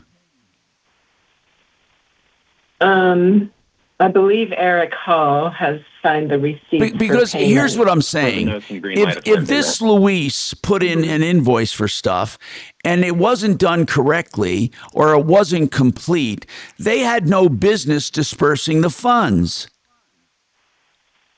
Hey, correct. Right. Okay. But they're telling me they didn't pay him anything I didn't sign for. But what I was signing was that he had done work. I signed his invoice on a phone, which I couldn't really see. There were no dollar Wait a amounts minute. on So those you invoices, approved why did you approve all of these? I was just signing that he had done some work. There was an inspector that said the work wasn't complete. So I didn't know that they were paying him the full amount. I didn't find that out. God, this is such a screw job. Oh my God. Back in April, didn't we? This sucks, Yeah, man. I mean, No, seriously. help me out with the timeline, Susan. Kachina, who can we have that will actually get on this right away? I mean, we need to call up there. These people can't hold her responsible for payments for inadequate work. Right now, are you positive this stuff? Just hold on, I guess. I just can't believe the work has to be redone. It's only 50% done. And they paid 90-something% of the money owed. How do they wash their hands of this? How do they do that? Somebody's got to handle this. Is Deputy Bo around today? I think he is available for a case, but remember, we also have Dollar. Yeah, but I was just told Dollar can't take any more. I was just told he can't take any more cases. Look, do me a favor, Kachina. Find someone who can start making. Find someone who can start making phone calls right now. I mean, this is a major problem. I mean, we're talking about someone's home, and it's unbelievable to me. It's just unbelievable. I'm Tom Martino. We'll dive into this fiasco and more coming up. Yep. God almighty, this person's been fucked cutting royally. out the middleman when getting a new home loan. Lucky. Mortgage, a reverse mortgage, a HELOC, or a refinance. CMG Financial is the leader. They're the bank. They can beat almost any rate out there. I'm consumer advocate Marc Mager. If you're looking for a home loan, you need to call CMG Financial. They're going to save you a ton of money. Don't let the other guys fool you. Go to partnerinlending.com. Partnerinlending.com. Vestera Turnkey is a system for becoming a landlord. with the help of Vestera Turnkey. What they do is research around the country to find hot rental markets with upside equity potential. They help you select a property they call a home run property, and they help you with the management of that property through your ownership, which lasts about 3 years. Then they sell it for incredible profits. Do you want to get into this program? Find out more at VesteraTurnkey.com or call 303-888-3788. Picture this. Awesome. Right. Bring it back up. I want to read that. Yeah. How much time do I have? She is at 4. Okay. Oh, that guy. That's some pretty negative reviews that second. It's a scam artist. Wait, we have 2 of them that are bad. Okay, I need to look into that. I'm gonna go call him at top of the hour. I'll be right back. Hey, Tom.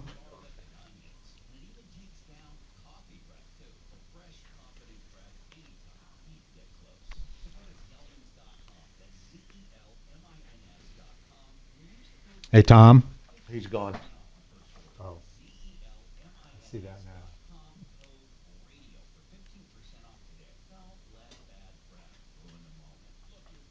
Where's D? He's off today.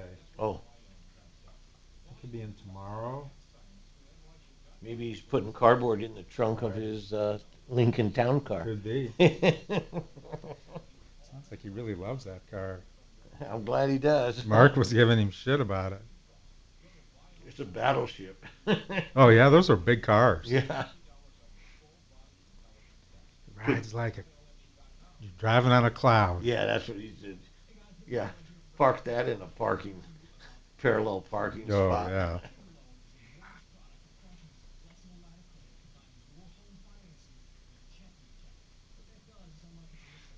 Actually, I had a Jeep once, only for about a year and a half, because the air conditioner never worked, the heater never worked. It was a brand new Jeep.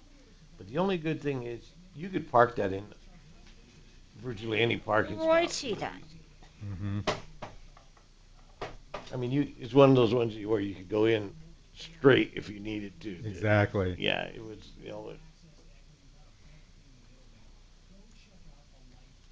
that was one of my stupid cars that I bought.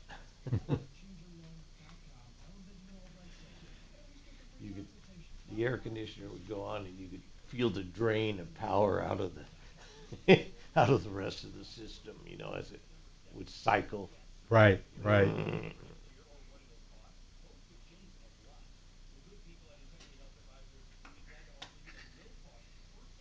You just got to watch for when he comes back.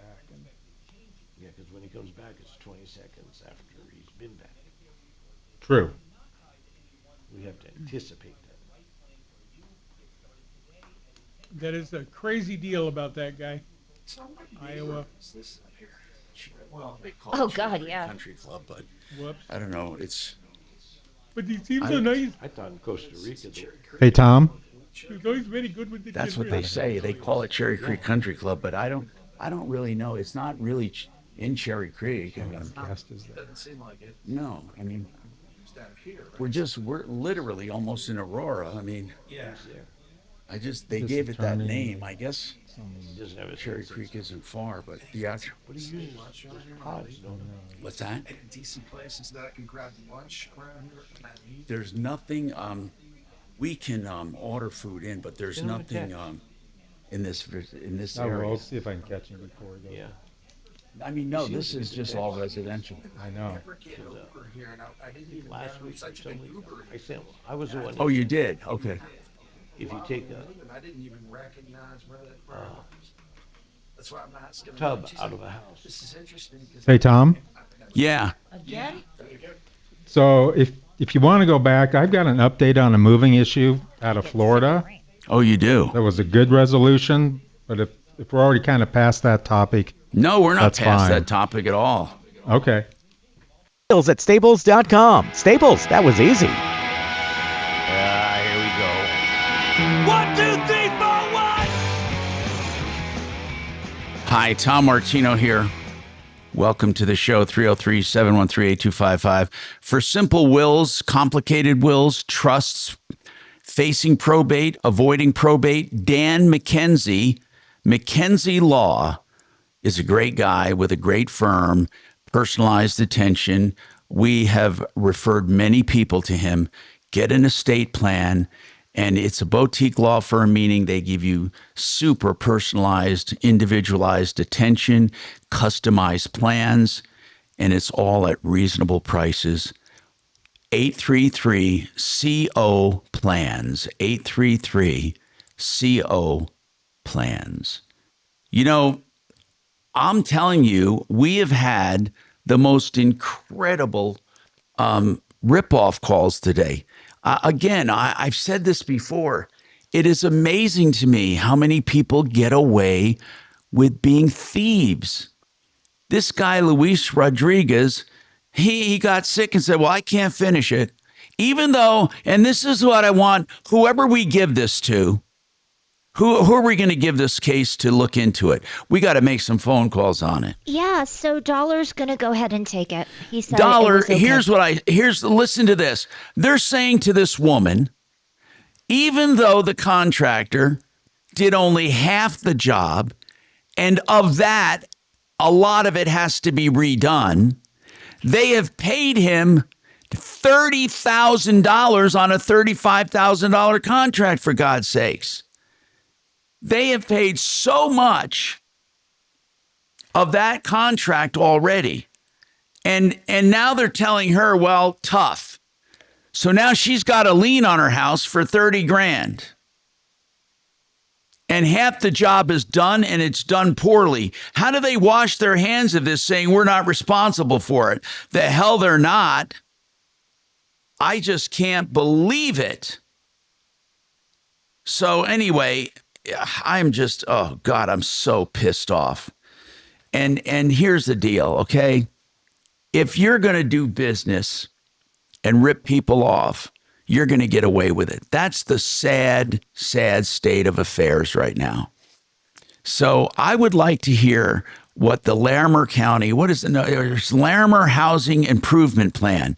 Yeah, they did a lot of good for her. Larimer Housing Improvement Plan just basically screwed this woman blind.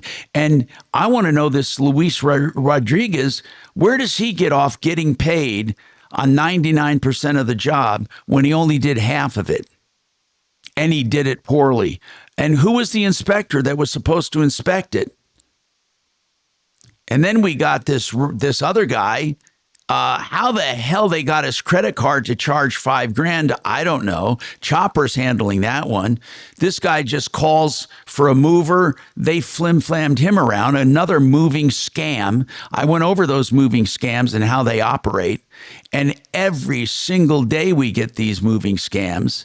Every day I hear from someone who's been scammed by a mover or scammed by a contractor or scammed by a used car salesman.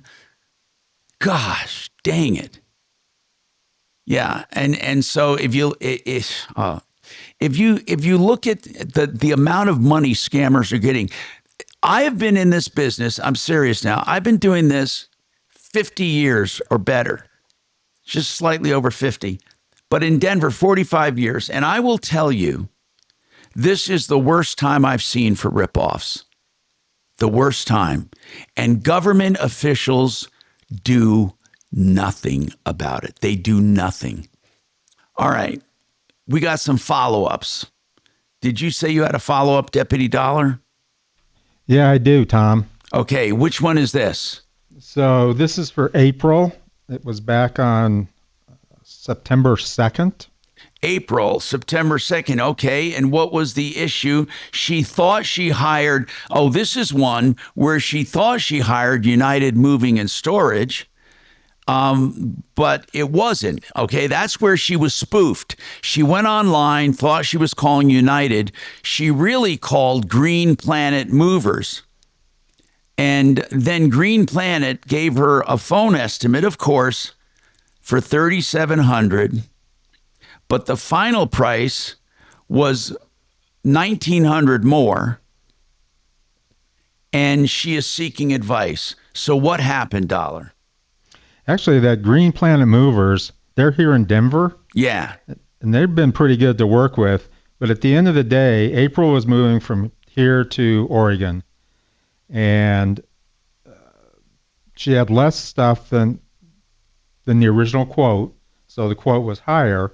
But at the end of the day, they tried to hold her merchandise or her moving hostage. Yeah. Yeah. And then they resolved it, and her stuff got delivered like How did they 1 or 2 resolve days it? after. How did they resolve it? Because Green Planet Movers agreed to eat part of it, and the United Movers, which is out of Royal Palm Beach, Florida, also agreed to eat a little bit. That's the first one I've ever seen where we've gotten like those Florida movers to do something. But we're still, listen to this, we're still 100% accurate. Every single moving ripoff has ties to South Florida. Every single one of them. I swear to God, it is. What is it with Florida? What is it? Why are so many scammers in Florida? What is it about Florida? In fact, do you know what I'd like to do right now? I'd like to have someone call the state of Florida. They have an attorney general, right? Or something of that effect. I want to call and ask why, or maybe is there a South Florida Chamber of Commerce or something? I want someone just for the hell of it. Chopper, why don't you, for the hell of it, make some phone calls and ask them why all of the bad movers are in South Florida. I'll do that, Tom. I'd love to ask him. Say, look, we run a radio show. We get calls from all over the country. And 100% of the moving scams, 100% of them come out of South Florida. I'd like to see what they say. By the way, I didn't forget this. You are owed a dinger. Thank you for that. I can't believe you got some results, Dollar. Thank you, man. Thank you for trying that. But now this mother-in-law, now I want you to call up to Larimer or up to Fort Collins and find out how the hell do they wash their hands of this? They can't. They just can't. It's not right. I don't care what they say. They can't do it. They can't pay out on this contract $30,000 on $35,000. They can't do it. And then claim they have nothing to do with it, that it's not their fault. I want to talk to someone up there because this is ridiculous. So this woman goes to the Larimer Housing Improvement Plan in Fort Collins, where they put a lien on your home, a 0% lien that you only pay upon sale. She was going to get the front door siding and paint and windows. Listen to this. It was such poor quality that it has to be redone, and only half of it was done to begin with. And Rodriguez, the contractor, Luis Rodriguez, said he was sick and can't finish, but he has been paid almost 100% of the job. Now, I want to know how she goes to this program that put her in touch with this guy, and they say, well, we can't do anything about it. That is a bunch of crap. Dollar, don't take that for an answer. Tell him, look, you have some responsibility in this damn thing. You hooked her up with the contractor, number one. Number two, this work was supposed to be inspected. And number three, he got paid for all of it when he only did 50% of it. You know, I'm going to tell you something.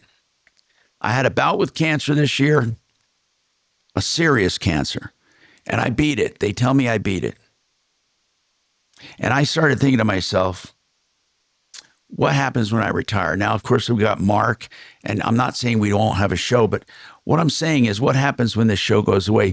Do you realize there's no one fighting this battle? No one. And our authorities don't do crap about it. They don't care. I am telling you that they end up letting people get away with thievery in this state. We are one of the softest states in the country for civil theft. My God, we should be ashamed of ourselves, and the people don't pay money up front. Period. David has a comment on South Florida movers. Go ahead, David. What is your comment? Dude, you're 10 minutes late. All right. Ask David to hang on, and I'll take a break. We'll come back for more right after this. Zoinks. This is Denver's talk station with Tom Martino now. Michael Brown tomorrow morning at 6:30. And then are you retiring?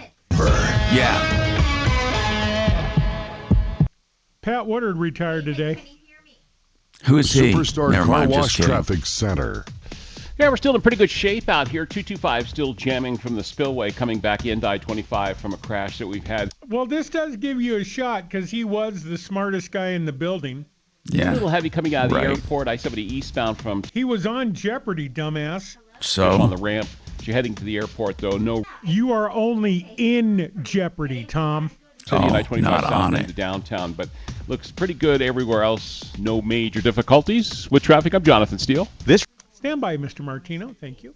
Do the easy button because it's almost easy deal days at Staples. Starting October 5th, enjoy 7 days of savings on over 1,000 products online and in your local Staples store. From tech, chairs, luggage, and more. Get a sneak peek of all the deals at Staples.com. Staples, that was easy.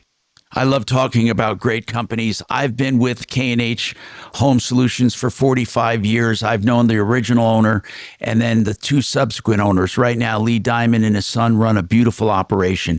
They have a new showroom, too, I want to tell you about. That showroom is in Arvada. K&H Solutions, the most trusted remodeler since 1956, announced this back in August, so I want you to go visit. Go to khwindows.com to find out more. You'll see their beautiful Alpine windows, siding. You'll see wonderful products, and including their painting pros. This is a company that was established 68 years ago, and it's a company you can trust. So when you want heritage, when you want great products, you want energy-efficient products, khwindows.com. Thank you. 4.5. Thank you for telling me that. I'll be right back. You go. I mean, I'm sitting there going, well, geez, they're the preferred, they're covering. They did a good job.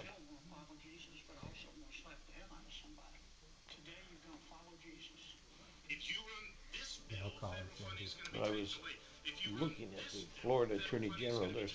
That's where I'm going to start. They may have a PIO too. I need to do that way. Florida. Yeah, I mean the Chamber of Commerce is a good idea. General PIO. Maybe that's why Smarty Pants. If all these companies are Israeli people, because Smarty's Jewish, so maybe that's why. Okay, we can go on and talk about Well, the high holidays. I can see why he got a lot of business with all these movers. Oh, Going to the God. bot tonight. This day is dragging. Mm-hmm.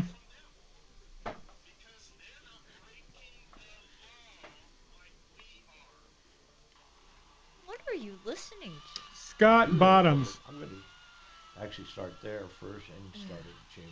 Did you find PIO? Talked to him the other day. I've actually had good luck with PIOs. Yeah.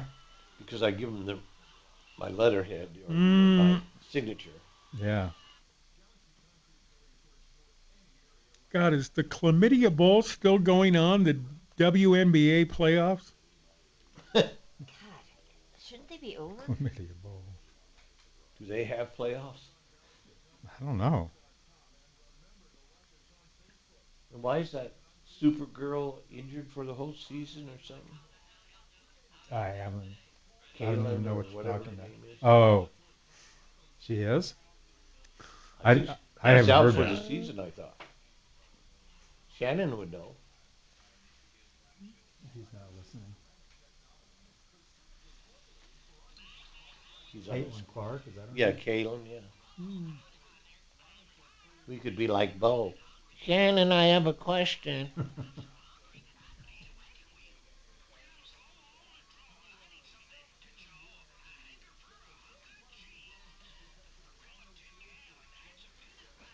And what was that other thing?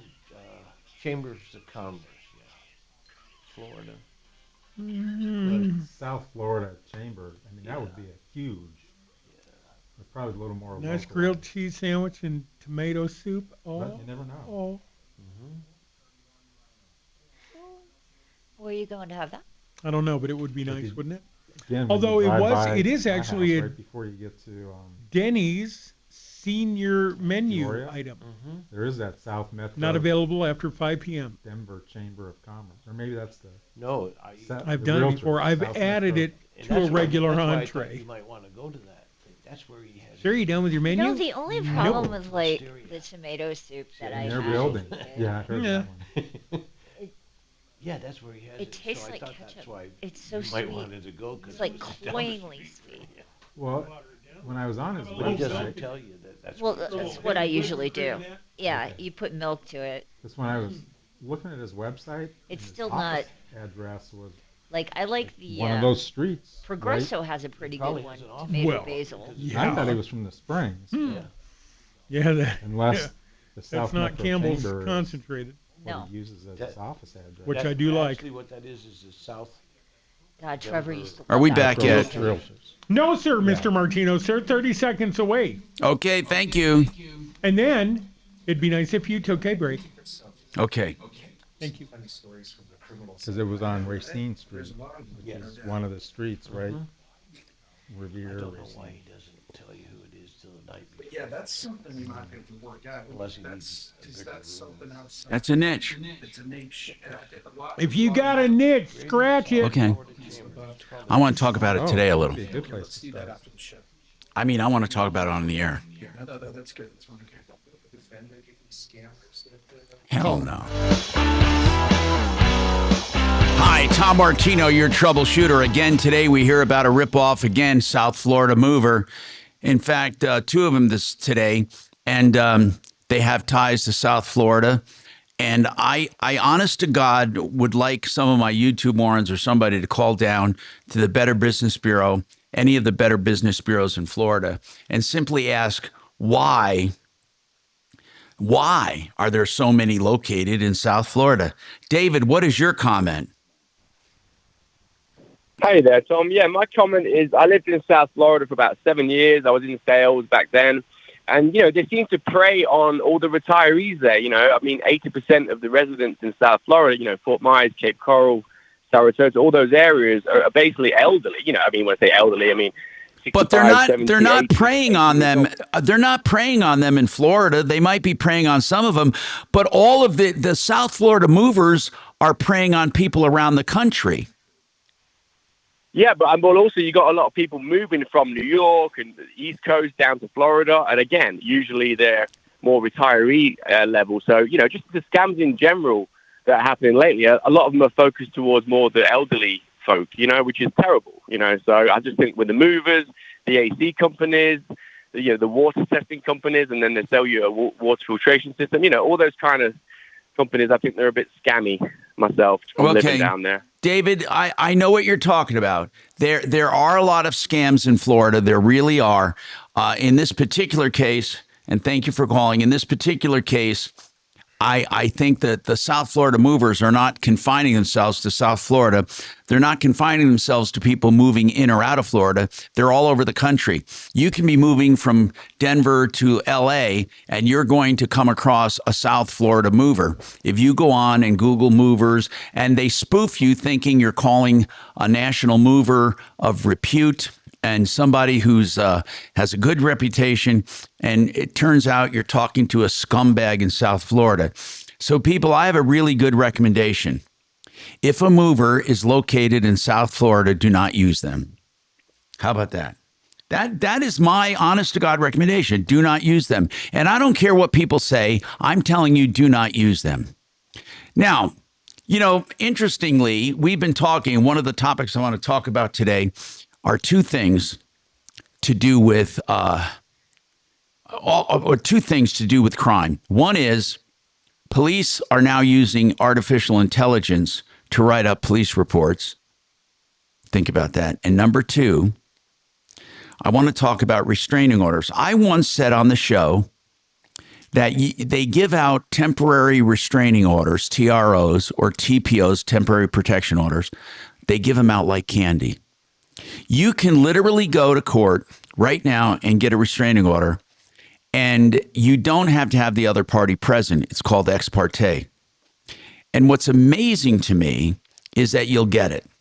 But we have an attorney here today who wants to talk about this too, because he fights them sometimes and it can open up the person who does it to some problems too if they get one and they've lied or exaggerated. Again, temporary restraining orders were meant to protect people, to truly protect people. That's why they gave them out. And then to keep them, though, you have to prove it's truly a danger. And a lot of people don't know how to fight them. We'll talk about that and more coming up. Thank you. Now, Impact Traffic. Yeah, we're still in pretty good shape out here. 225 still jamming from the spillway coming back into I-25 from a crash that we've had sitting in the right lane there right at DTC Boulevard. Pena's running a little heavy coming out of the airport. I-70 eastbound from 225 to Pena also a little sluggish on the ramp. As you're heading to the airport, though, no real delay there. 270, a little bit of traffic there out of Commerce City and I-25 south into downtown, but looks pretty good everywhere else. No major difficulties with traffic. I'm Jonathan Steele. This report is sponsored by Staples. Cue the easy button because it's almost easy deal days at Staples. Starting October 5th, enjoy 7 days of savings on over 1,000 products online and in your local Staples store. From tech, chairs, luggage, and more. Get a sneak peek of all the deals at staples.com. Staples, that was easy. You know, Red Rocks Roof and Solar is doing commercial solar systems. Now, let me explain something to you. Commercial doesn't mean you have to have a big factory or warehouse, although that does qualify. You could have a home-based business of some kind, an agribusiness. You could be a landlord with a strip mall, an apartment house, or a duplex. And if you get a commercial system, the great part about it is the government will pay for most of it, and you can make positive cash flow selling back to the grid and to retail customers, and they have the plan to do it. So if you're thinking solar, or if you need solar system service, get the one-stop full solar company, Red Rock RS.com. That stands for Red Rocks Roof and Solar. RedRocksRS.com. 303-704-2449. You know, we hear a lot about ripoffs in the steel building industry because the industry sucks. I'm just telling you that straight up. There are a lot of scammers in it claiming to be part of a factory. Do you know what I love about Great Western Buildings? They're cleaning up the industry. They truly are a factory right here in Grand Junction, Colorado, employing 150 Coloradans, including engineers licensed in all states. So no matter where you're listening to me, you can get a steel building direct from the manufacturer, 100% American steel, and it is guaranteed for life. Yes, use a real factory with quality products and pride. GreatWesternBuildings.com. GreatWesternBuildings.com. They're very good at that. What were you at? My mind. Those idiots that would buy a star. Oh, yeah. You paid some company $100. That's your star. Yeah. I think you can still do that. Probably. I mean, there's 300 million stars in our galaxy, they say, or something. They'll send you a map or a picture of this is where it is. Okay, I'll pass that along. Thanks for calling. There's my star.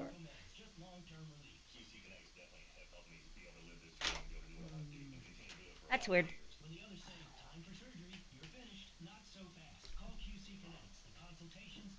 We do get some strange ones. Oh, yeah.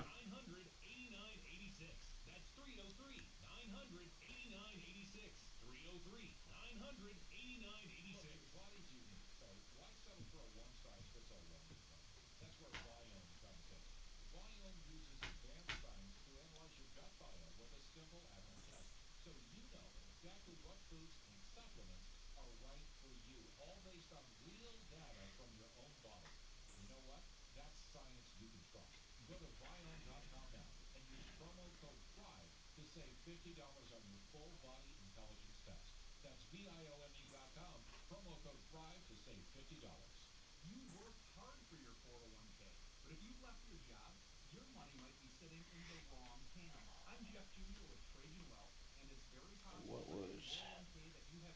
Did I miss News Junkies? I don't know. I was just looking for that.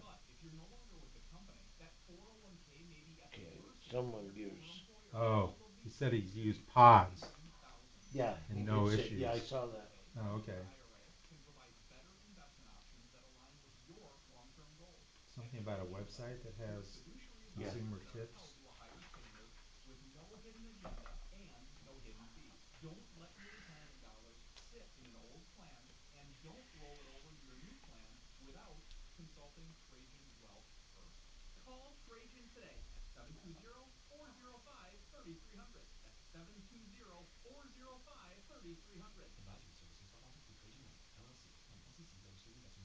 When you get your Redbird Farms chicken from the Keene Supers or City Market Butcher Counter, you're getting more than the taste of real chicken.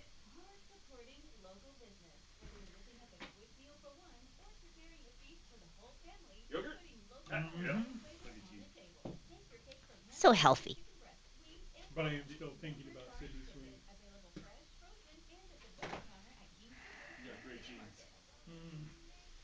Well, they just did a very long segment on her on Fox, and I'm like, take it easy. I'm really getting old. Permanent Christmas lights installed right on your roof. These smart LEDs stay hidden year-round, but burst into life for any occasion. Holidays, football games, you name it. Get ready for the bug Man, sounds. this show's over. I'm not even ready. Oh, yeah. Fire alarm sounds. Yeah. Sure you are. You got to be back here in a couple hours, so. It's like I'm not even here now. What? Well, I'm gonna go call Randy.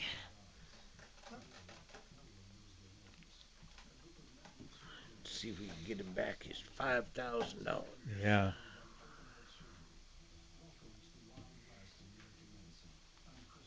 Maybe I'll stick a piece of chocolate cake. There you go. Well, I'll just ask. Between the two, I thought Chris Pine like was going to my be more like Chris Pratt. philosophy But when it you hasn't used to turned ask out that a way. woman out for a date. Casts. Sponsored by Jasper.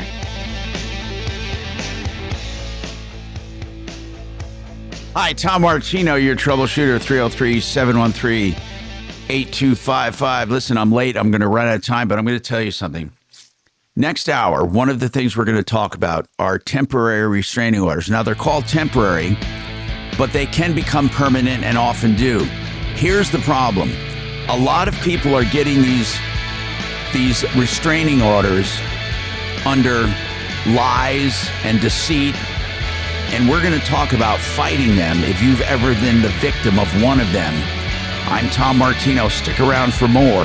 303-713-8255. You're good. Thanks. So we're going to talk about two things. We're going to talk about that and the AI police reports, and then, yeah. Particular type of crime specialized in. You know, I've done from the time I've been doing this, I've done everything from trying murder cases. When I was a kid in Atlanta, tried 2 murder cases. I was at 7 sheriff for the guy who was, but I was deeply involved in both those cases. Sex crime cases, countless DUIs, some white collar stuff, you know, fraud type things. Pretty much everything. Yeah, pretty much everything. Hey, Google. You know, What I always song like is wondered if Try we to hear about so many Remember frauds. That Time in September? From? Let's see what auto shops, auto dealers. Is there any business opportunity in like getting these claims against like a dirty transmission shop assigned to me, and then I'm gonna go sue the son of a bitch? Is that even possible? Huh? At least that's interesting. So getting the claim and the cause of action signed, so you would pay the Good person who has afternoon, the claim to get it Troubleshooter signed. Show. Did you want to talk to Tom and the gang? You know, that's I actually know what the Don't answer to run that off. question is. That's a We're good doing question. that newscast I can thing look here into at the that. top. Maybe Kelly it's a Green's good business back. idea for me to try. Right I back, can look okay? into that to see You know, well, first of all, whether that's legally feasible, whether you can assign. Right. I don't know. I frankly don't know what the answer is. Yeah, no one's been able to answer that. Here's what I'm thinking is, I'll become the professional victim investor. Yeah. And then hand the case over to you. We'll see. With the proceeds. Yeah, and the thing about that is that the person themselves has the claim. They're going to have to be directly involved in the case anyway. Yeah, they have to testify. And the problem there, a practical problem is they sign the case and they get money, they're going to be disinterested in the case. Another practical problem is you'd be surprised, you know, when you get somebody on the air here, Tom listens to somebody and their problem, and they're ripped off in front. You never get the full story. You know, so you sit down with that person, and when you're a young lawyer, where you get the full story is when you're about 6 months into litigation, and you find out they're fucking full of shit. Yeah. You know, and then you find out what's really going on. See, but when you're talking about it, right? Snapshot of the air. No, I have no idea what's going on. Absolutely. Because all the time, everybody always skews things in their own interest, in their own favor. These virtue signaling, oh, look at me, you know, I'm the white knight, everybody else is a devil. Yeah, I doubt it. So that's What? you know, Some baby I don't know if I that like was it, but a goddess. I could, you know, I could look into whether that's even legally feasible. Okay. Yeah. All right. She Being a aged. goddess. She aged out. Yeah. She's too old. I have to It's do gonna be a my little like research. the Dalai Lama. They're gonna Some have to transmission. select a new one, but I thought it was a reincarnation. So wouldn't you have She have to die. Yeah, he'd have to die, and then you'd have to select an inbreed. Yeah. And a lot of people don't realize they both have. What good one do we have today? It's the in-between that counts. We're talking about how to select a new Dalai Lama. Where are you at on that? When you can get treble damages on that. Of course you do. Yeah, okay. Yeah. She's making her way down to the bathroom. Almost nobody knows. Yeah, but she is But they like both wiper blades, man. She is intermittent. civil components. And no offense, what the hell are you wrong with Kelly? Yeah. So you, of course, have to show the place. You know, the first place where we start in a case like that, in my opinion, Like if you knew them, you wouldn't have to ask Brad. at the end, which is assuming you got a big, $1 million, $10 million judgment. And That's that hey, company. I'm serious. Do that She doesn't pay herself. Yeah, they usually don't. Well, that's very important because, and that's where you always want to start, is saying, okay, now how do you figure that out? Well, it's hard sometimes, but you got to take a look at the company. Do they own anything? Do they own it? Sometimes to get to the bottom of that, it's very difficult. But that's where you're always going to start out. I mean, unless unless somebody's got such a chip on their shoulder that they're willing to pay an hourly rate, chasing after maybe a bag full of shit. Usually a bag full of shit. Yeah. There's a lot of these scammers. There's tons of people walking around judgment proof in society. Like you can get the biggest judgment against them, but they don't have anything. You know? That's the perennial problem in the law. You know, every lawyer who's done this as long as I have has stories about, somebody getting, T-boned in an accident, closed head injury, then the person who hit them, they have no insurance, they have no job, there's some derelict, and so now you got somebody with a busted, smashed car, their head smashed up, and, that's a 6-figure claim, there's nothing at the end of it. Well, yeah. So that's really always the place you're going to start. Deep pockets, So you do personal injury as well? Some, yeah. I've done quite a bit. I have a pretty good PI case right now where someone was rear-ended by a drunk driver. Perfect liability. He stopped at the stop sign, red light, man, smashed, car totaled. And we have assets in terms of insurance, thankfully. So that's a great case, Do those things forever to settle? They usually do settle, especially in a case like that where there's no liabilities. There's facts. There's like liability. We're not talking about damages at this point, which is, medical bills and medical treatment and all that business. So Colorado, has the law where they have to turn over the insurance. And you have to, request it legally and all that, but that's a piece of cake. And then Are you there, Tom? Yeah. Hey, did that Randy guy Beneficiary's deed for what? The house? say that he was in the military? I don't remember. No. Because sometimes I'm aware of cases that the adjutant Okay, what's your general's name? legal people help them too, but he said he was downrange, so I could call him back at 4. Hang on for me. Hang on. Don't know what you're talking about, dude. Really don't. Did the doctor okay you for pancakes? I'll text you my email address. Who, me? Yes, sir. What are you talking about, pancakes? Think about it. I like pancakes. I don't have any. Oh, I see what you're saying. Just wondering. You had a prefix thing now. Yeah, I had to. It took some effort to get that. Well, I see what you're saying.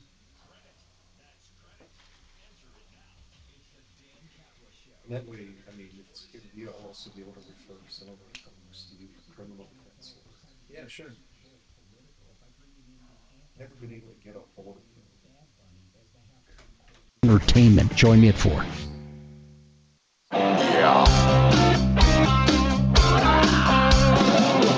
Ripped off, bad news. You need advice so you don't have to lose. We'll come running just as fast as we can. Troubleshooter's gonna help the common man. This is the Troubleshooter Show. Now, Tom Martino. Hi, Tom Martino, your troubleshooter. 303-713-TALK, 713-8255. What is going on in your life? We are talking about all kinds of things near and dear to your heart and pocketbook, as we do every day. So I ask you to join the conversation. Have you ever been struck with a restraining order? We'll talk about that. How did they get one so easily? How do they make it stick? And do I have anything I can do about it? We'll be talking about that with one of my attorney friends who I've known for many years, who also does criminal defense, but he can talk about restraining orders in a meaningful way. We're also going to talk about arrest reports and police reports being done by AI and how that can be good or bad for you. Right now, Matthew wants to talk about a beneficiary's deed. Matthew, what's going on? Matthew. Yes, sir, Tom. Hey, I got a question about the other thing, too. Should I ask you about the beneficiary deed first or the criminal? Yeah, let's do the beneficiary's deed first. Okay. So I'm the oldest of 4 children. My dad passed away this past July. So we tried to do a beneficiary's deed to his house that he was paying the mortgage on. We filed it with the clerk, and then after he died, I took the death certificate, gave them the beneficiary. They already had the beneficiary deed, but I got the letter from the city and county of Denver that said we did not include a brief description of the property. Therefore, pretty much the beneficiary deed is null and void. Wait a minute. So it's still in my dad's name. Wait a minute. When you filed the beneficiary's deed, did you put down the address? We did put down the address, but we just printed it out on the internet and filled generic beneficiary deed. Yeah, but it should still be good enough. I don't understand. Why did they? But they didn't tell you it was null and void until you tried to use it? No, well, so when I went to the city and clerk after he died, they said, just bring the death certificate and that will activate the beneficiary deed. Right. That's right. I took it down there. He said, check the city website in 6 to 10 weeks and you will see your name as the new owner of the property. Right. So I waited. I checked it this last week and it's still in my father's name. Yeah. And so come to find out, I found that letter that said I didn't include a brief survey, which the people I've talked to has said that's just another word for the warranty deed. But it's something that you can't do yourself, and I should have hired either a real estate attorney or someone to draw up the beneficiary deed. Yeah, but was the deed, was that beneficiary deed recorded? It was notarized and everything. Yes, it was recorded. And they said it's null and void. But they're saying it. Yeah, I got an official letter, so I called them, and they said it's still in his name, and now because your dad's gone, you're going to have a heck of a time. You're not going to have a heck. You're not going to have a heck of a time at all. How many heirs does he have? He has 4 siblings, four heirs. Does he have a will? No. Okay. He just did the beneficiary deed only. Hang on. I want to get Dan McKenzie on the air to talk about this. That beneficiary's deed, I don't understand why they needed a survey. If they have the address, did you put the legal description on the beneficiary's deed? To be honest with you, I got to get the copy of it back. Cause like I said, I printed out a generic template on the internet of a beneficiary's deed and then filled all the blanks in. We had to get it notarized. We had to drag him to the bank to get it notarized. And then we gave it to the real estate company. The city. Okay. And then Listen, it should be good enough, but and if it was null and void, they should have let you know right away when you recorded it. With this letter that you got, was it right after you recorded it, or after your dad died? It was I want to say about a month after we recorded it with the city. Okay, here's what's required on a beneficiary's deed, right? The current owner and his approval, your owner, your name, or whoever the beneficiary is, and then there has to be a full legal description from the deed, okay? So it has to have more than just the address. It's not just the address. So did you put a full legal description in there? I personally did not, but I don't know if my father did before he died. I mean, he wasn't dumb. I mean, he had a master's degree, so I mean, he kind of knew what he was doing, but I don't know if he knew what he was doing in regards to real estate. Okay. You had his signature notarized, but you're right. A legal description is a required component. It absolutely is a required component. And if it did not have a legal description, what's that?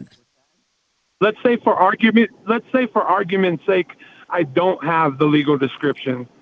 Then what can I do now? Okay, we're going to talk about that. I'll bring up our attorney, Dan McKenzie. Dan, are you there, sir? Yes. Dan McKenzie, by the way, I'll give his number out in a little while. He is our expert on estate planning, wills, probate, trusts. Dan, Matthew did a beneficiary's deed and did not put a legal description on it. He simply downloaded a form from the internet, filled it out, had it notarized. His dad has since died, and the city told him. Who was it that told you, the city or county, Matthew? The city and county of Denver. They told the city. Of Finance. The city and county of Denver told him that beneficiary's deed is null and void because he did not have a legal description on it. So the dad died, doesn't have a will, and the house is still in his dad's name. He and by the way, Matthew, did your dad intend for you to be the owner of that property, or all 4 of you? No, he put the beneficiary for me and my next oldest brother below me, the 2 of us. And how would the other 2 feel about that? I'm not sure. We haven't had an outright conversation, but I don't know if they would dispute it. It's been real peaceful, everybody on board. No, I understand that. But what I want to know is, did those 2 siblings, were they in agreement with you and your brother getting the house? I'm just curious, were they in agreement?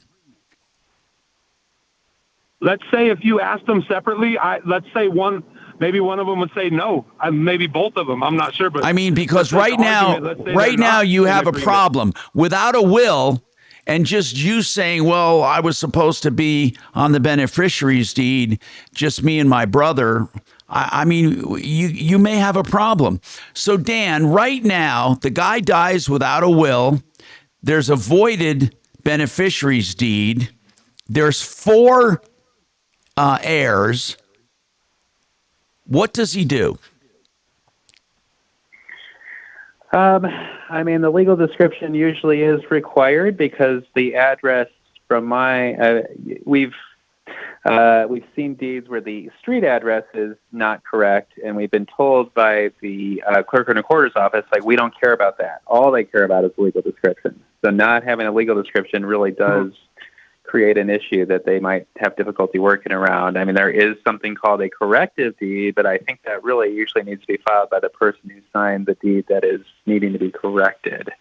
So it's a difficult problem to solve. I can't say there's no solution, but I'd have to think about that a little bit because the legal description usually is quite critical. Okay, so let's say the beneficiary deed is null and void. Now we have a guy who died without a will with 4 siblings. What would be the normal course of events? So, yeah, when there's real estate, there does need to be a probate process. I mean, I'm coming up with this as we're talking here, but I mean, one question is whether or not, that deed, even though it was not effective for the clerk and recorder's office, is it a will? Could you submit that and say, hey, here's his intent. He signed this document. He dated it. It says he wanted to give this house to me and my brother. There is something in the probate code potentially saying, like, yes, a writing that does not necessarily meet all the terms of a will. And that might, because it's notarized. And again, it says, here's what I want to have happen at my death. So you might be able to get into probate and still get that house gift enforced. But you're going to have to go through probate, and you're going to have to notify all 4 people, I guess yourself included, but the 2 who are not going to get the house, the beneficiary deed, it is a public record that they could have found, but the probate's going to require a little bit more direct notification is the issue. So Matthew, I hope you hear what he's saying. He is saying that even though the beneficiary deed may not stand as a beneficiary deed and automatically transfer ownership, it could have all the elements needed to prove your dad's intent, which would do the same thing, but you would have to do it through the probate process. Do you understand that?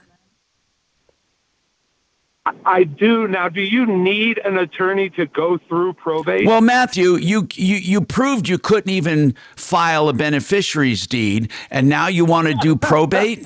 I mean, come on, Matthew. I mean, you haven't even gotten to the courthouse steps, and you've already screwed it up. So why would you do that again?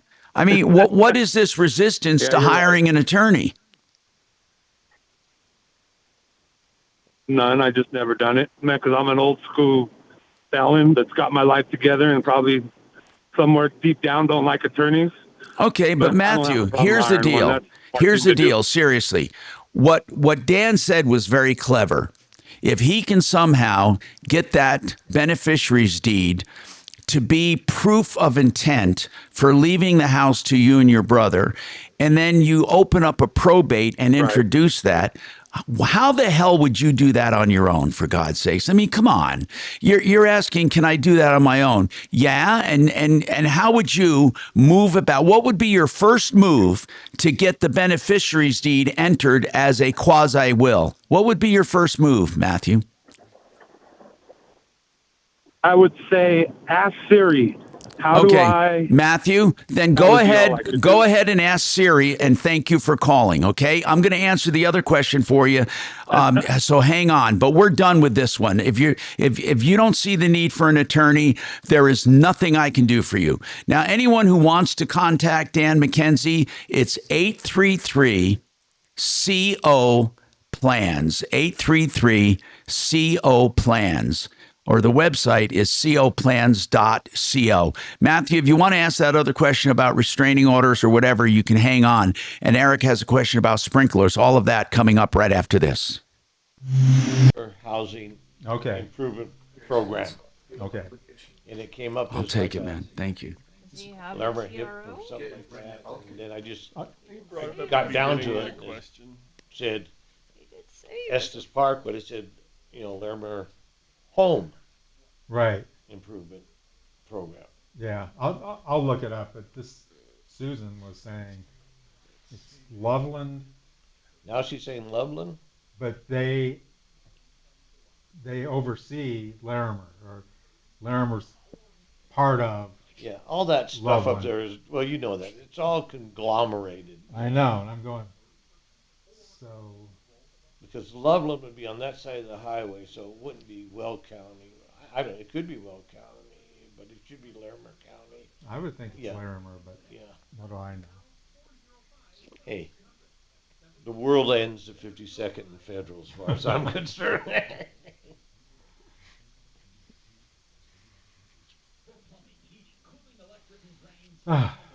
You know how much I just used to tell people, if your mailing address is 7212 Federal, Denver 802, you're not in Denver. That's just the post office. Right. But someone says I'm in Denver. No, you're not Denver. Yeah.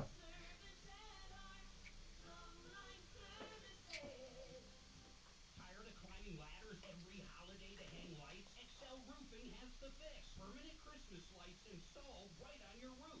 Now there's Mark pushing those lights. Is he? Yeah. Well. You think that's what on the he's- ad? Oh. Yes, right now. Yeah.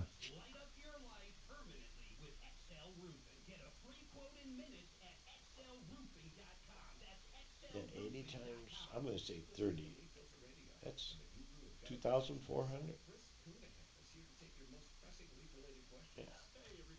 No. Or more. 32, 27. It would be 2720? I think 27,000. Yeah, that's what I'm thinking. It can't be 27,000. Well, I don't know. Let's see. I don't want it to be 27, but I think you're right.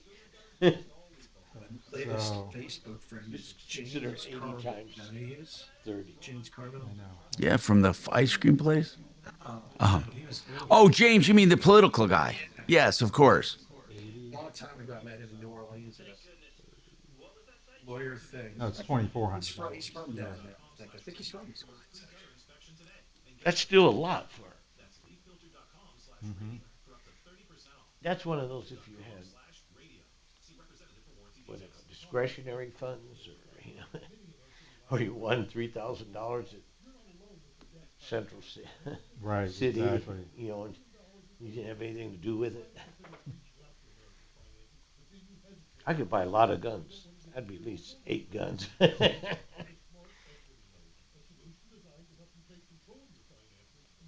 Unlike a HELOC that might have variable rate, the Smart Equity Loan offers a fixed rate, meaning one predictable monthly payment and the peace of mind that comes with that. It allows you to leverage the equity in your home to pay off higher interest debt, free up cash flow, and keep your existing low mortgage. Only 10 minutes to get started and no upfront or hidden fees. Call American Financing today. Start saving right now. 303-695-7000. 303-695-7000. Online. I don't know. NMLS 182. I thought the same thing. NMLSconsumeraccess.org. Look, your body's unique, so why settle for a one-size-fits-all wellness plan? That's where Viome comes in. Viome uses advanced science to analyze your gut biome with a simple at-home test, so you know exactly what foods and supplements are right for you, all based on real data from your own body. And you know what? That's science you can I trust. saw that. Go to Viome.com now and use promo code PRIME to save $50 on your full body intelligence test. That's VIOME.com, promo code THRIVE to save $50. Do you have a remote And the want to live off grid? mic is right there, so I couldn't see. Specializing in these special standalone systems with battery backups and auxiliary generators. With Red Rock Solar, you get sales, installation, and service. Complete solar. Red Rock Roof and Solar. Locally owned and operated by a veteran. Honesty and integrity.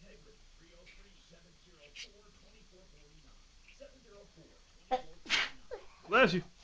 Oh, it's a little early, but Sarah Spain for iHeart Women's Sports, presented by ProVolleyball.com. Matthew guy.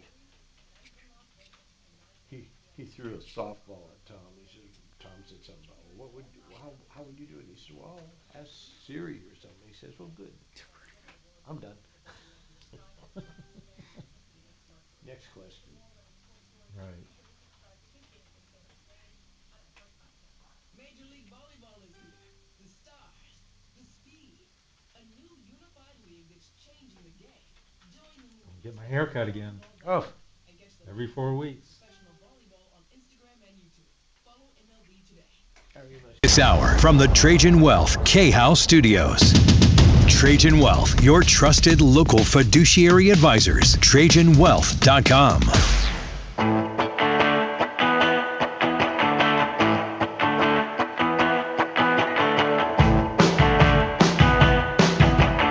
Hi, Tom Martino here, 303-713-TALK, 303-713-8255. All right.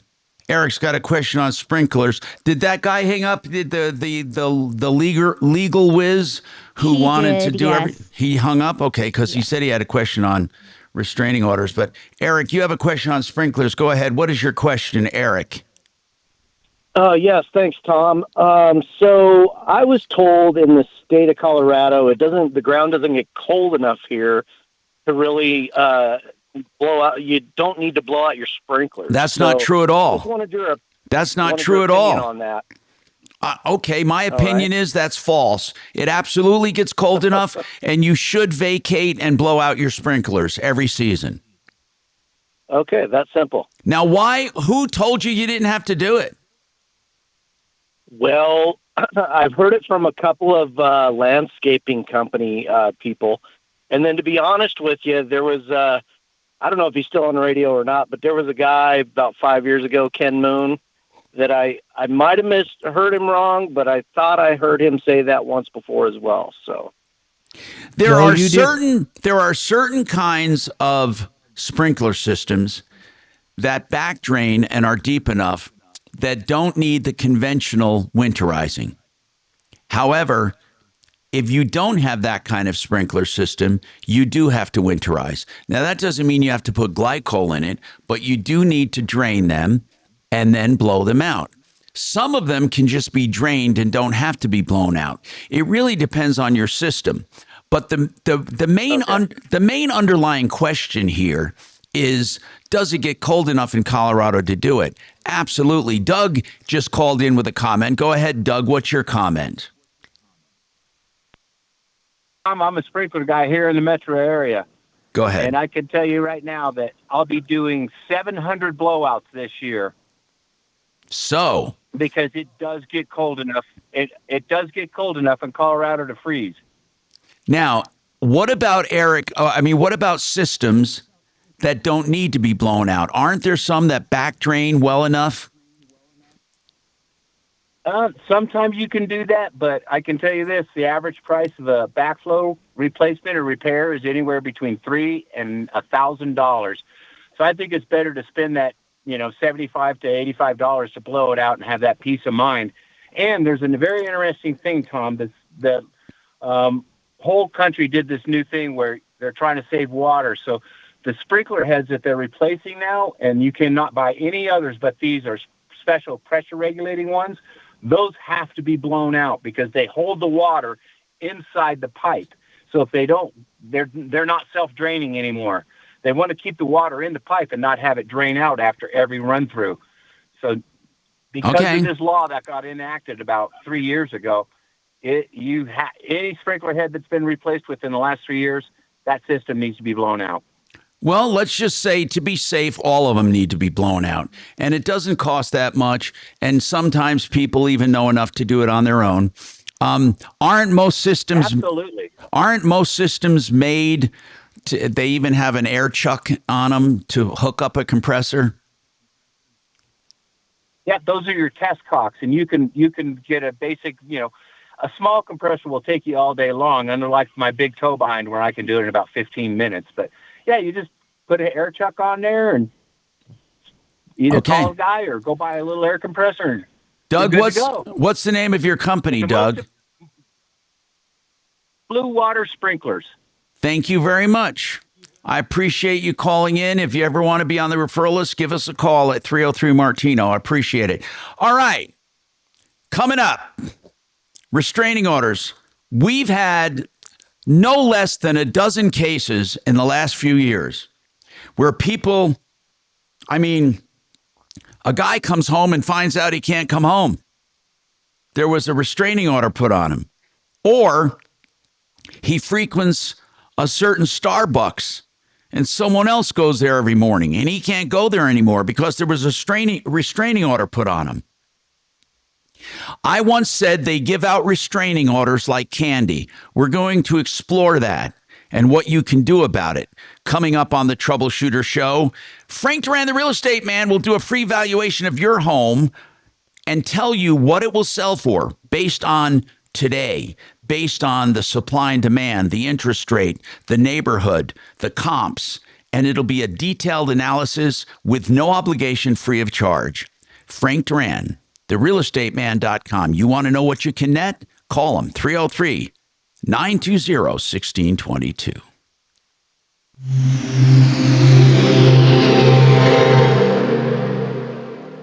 This is Denver's Talk Station with Tom Martino now. Dan Kaplan today at 4, 630 KHOW, Denver. Thank you for getting this coffee. I appreciate it. Now, Impact Traffic. From the Superstar Car Wash Traffic Center. Yeah, pretty quiet lunch hour drive for us. Really not seeing any big delays. 270's running a little heavy west coming off I-70 and heading up through Vasquez. Just a volume slow down through the area. I-70 eastbound, though, around Tower out towards Colfax. Some construction work may hold you up for a couple of minutes there. I-25 looks pretty good across the city. Minor slowing coming south into downtown.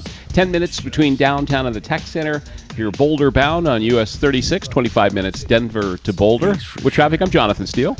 This report is sponsored by Staples. Cue the easy button because it's almost easy deal days at Staples. Starting October 5th, enjoy 7 days of savings on over 1,000 products online and in your local Staples store. From tech, chairs, luggage, and more. Get a sneak peek of all the deals at staples.com. Staples, that was easy. John Fuller is a personal injury attorney I hope you never need. But one thing great about John Fuller, when you do need him, he'll talk to you up front without you retaining him. If you call on any personal injury or auto accident, he'll have a discussion with you free of charge with no obligation. It's true.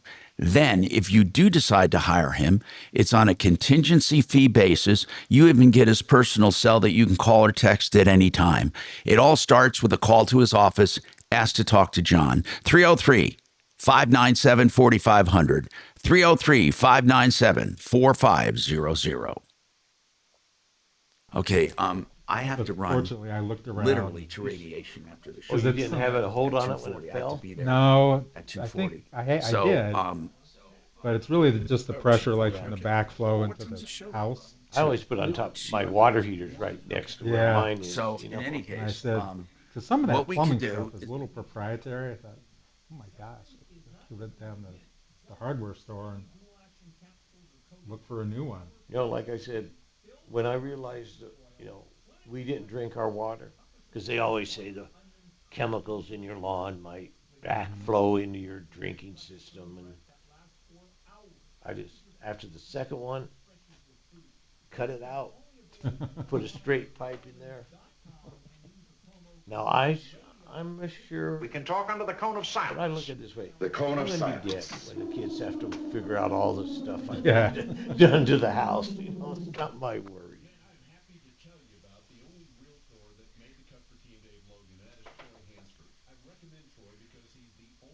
They're getting a free house. I can't believe Tim. He's never broken a sprinkler head. Yeah. Oh my gosh! I mean, lawnmowers. My lawnmower takes out one or two Yeah, a or year if I don't. If you have them like along a driveway and you miss the driveway a little bit. Well, I've got one right in the middle of the yard. But I always forget where it is, and if I'm cutting real short, Yep. it takes it right on off.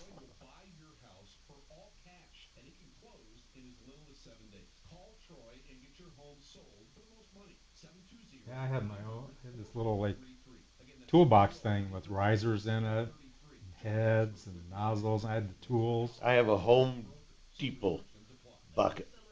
Well, that's kind of what it was. Yeah, like with every fitting. Yeah, that's what I had. I just take it around the yard. And at the beginning of the year, I go and buy several, because it just seems like something's always. And now that's the one thing I did. When I first moved in the house, they had those pop-ups. They pop up and then they go. Oh yeah. But those are, to adjust those, they're rough, because they pop. Replaced all those with Rainbird, just those kind.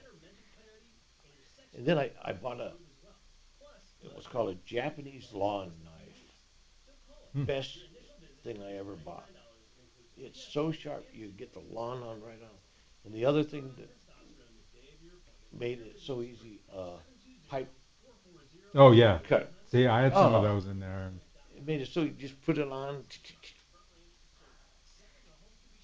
I do all my own sprinkler system, They're like electricians. You got to beg them to come out. Yeah, because a lot of times, like in my case, sometimes the lawn just gets a little thicker and a little thicker, and so even though there's a pop-up on it, it doesn't pop up all the way right. Anymore. So then you have to change it out and put a longer riser. But I would do all that stuff myself. I did have someone come blow it out. No, I most of the time. And I bought both my kids because they have smaller yards. If you only have 3 zones, that little pancake does work. Because that's what both my kids do. I bought it. But it won't work, like you said, for a 11.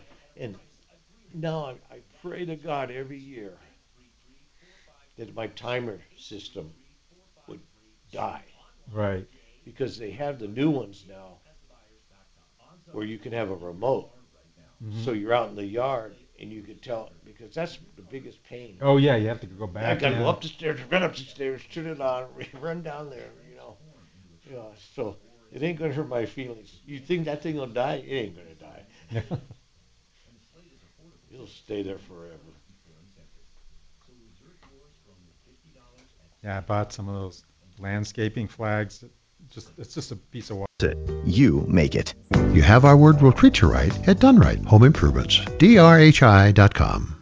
630 KHOW, an iHeart radio station.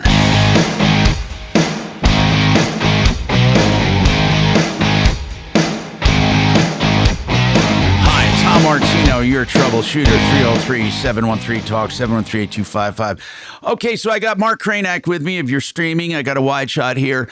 Marc is an attorney I've known for 17, 18 years. He's been on referralist.com, and we've done a number of things together. And he does criminal defense part of that.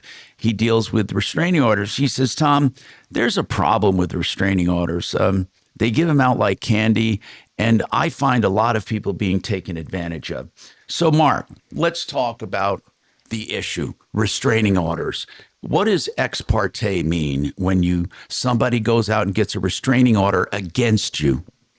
Yeah, so the way the civil protection order legal proceeding works is someone goes to the courthouse on their own. So there's no law enforcement involved, for example. Goes to the courthouse on their own, and they make allegations, what is called ex parte. Ex parte that's legal. The other party doesn't have to be there, right? Exactly. It's legal mumbo jumbo, meaning they're doing it on their own. So the allegations are reviewed by the judge based upon the person seeking the restraining order, just those allegations.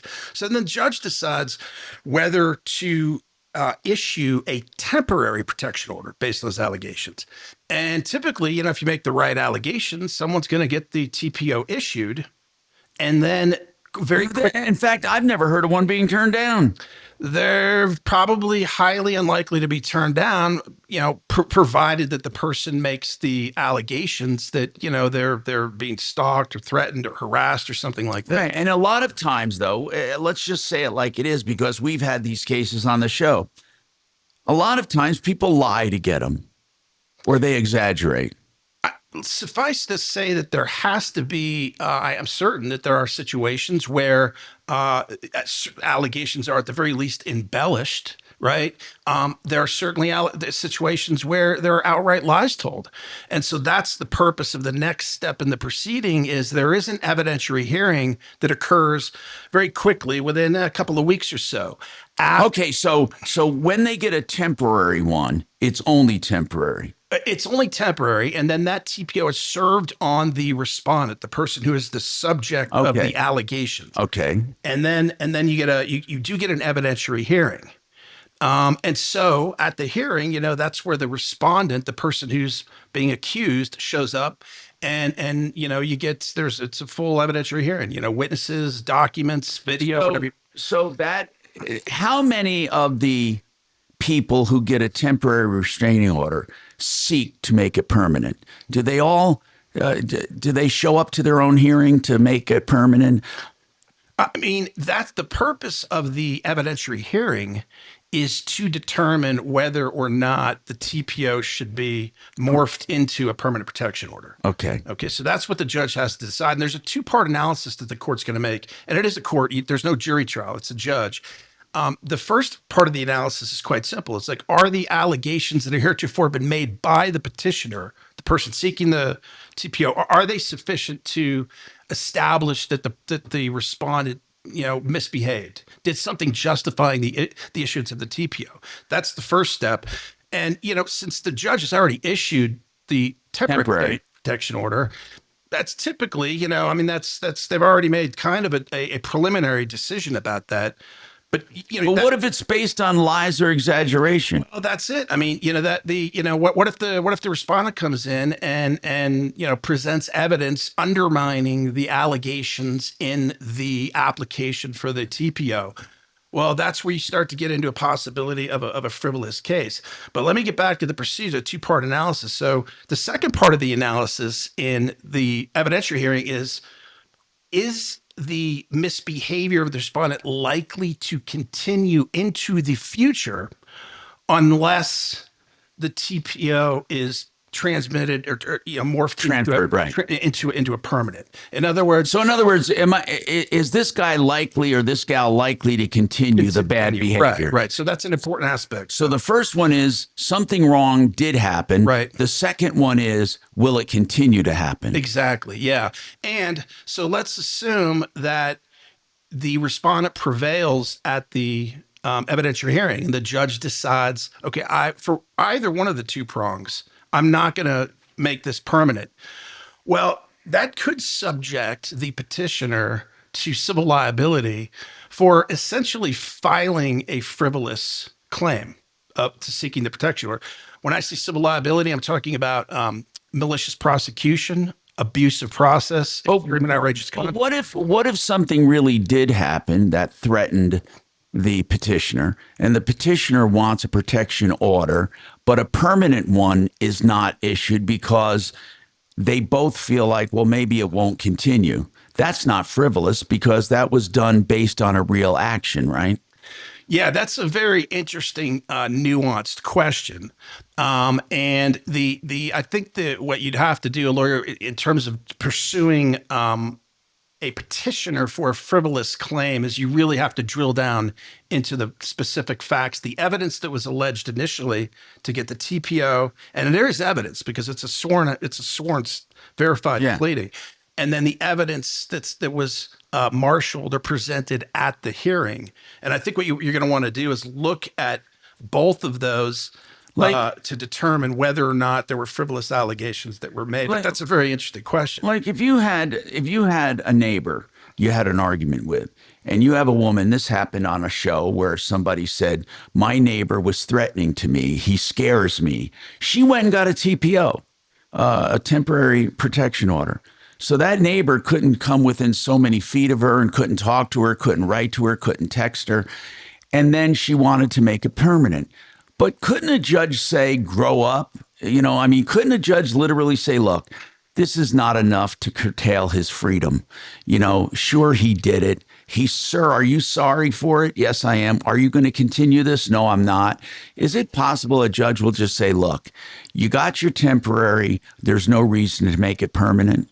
Yeah, I think so. And that's, I think, where that second prong of the analysis comes in. And I do believe what you're driving at is, how serious are these allegations? I mean, is this person really a threat to, to the respondent in the future?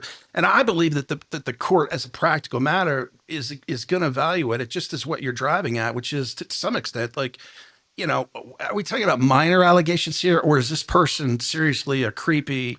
And does it have to be life-threatening or just safety-threatening or what? Yeah, that's there's actually specific things that that are subject to this. So, for example, stalking, as the criminal definition of stalking, harassment, that sort of thing. But a lot of that stuff can get, as you're saying, could be a little vague depending on the. So when I say judges give out temporary orders like candy, how about the temporary ones that are made permanent? Is that a large percentage, do you think, or a smaller percentage? That's hard to say. I would like to know what the answer to that question is. In other words, how many people are going down to the courthouse and getting temporary protection orders that don't result in a permanent order? I don't know what the answer to that is. Yeah. I really don't. I'd like to know what the answer to that is. Yes. So let me ask you another question then. If someone doesn't show up at the evidentiary hearing and they have a temporary restraining order against them, does the judge automatically make it permanent? Do you get a default judgment against you? If you don't show up, does it turn out that you're going to have a protection order against you? Well, I think if the petitioner doesn't show up, it's probably going to be dismissed. Right. Assuming that the respondent shows up, or even maybe if both of them don't show up, it probably would be dismissed. But what if I have a restraining order against me? A TPO. Yes, TPO. It's temporary. Right. And then I don't show up to the hearing to make it permanent.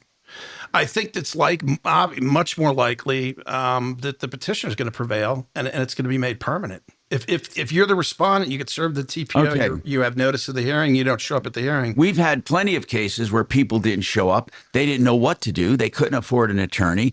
And now they ended up with a permanent restraining order. So my question is going to be coming back. How do you get rid of one once they are issued? Are they truly permanent or can they be removed?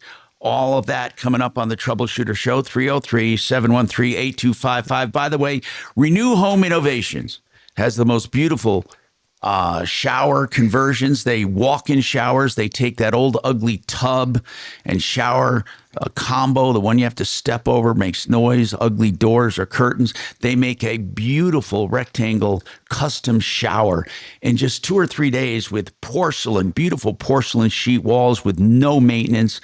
They make them customized for your movement, and you can have them as customized as you want in 2 or 3 days with 1 year to pay, no interest. The most beautiful showers you ever want to see. They have a portfolio for you to look at. RenewHomeInnovations.com. 303-904-2000. 303-904-2000.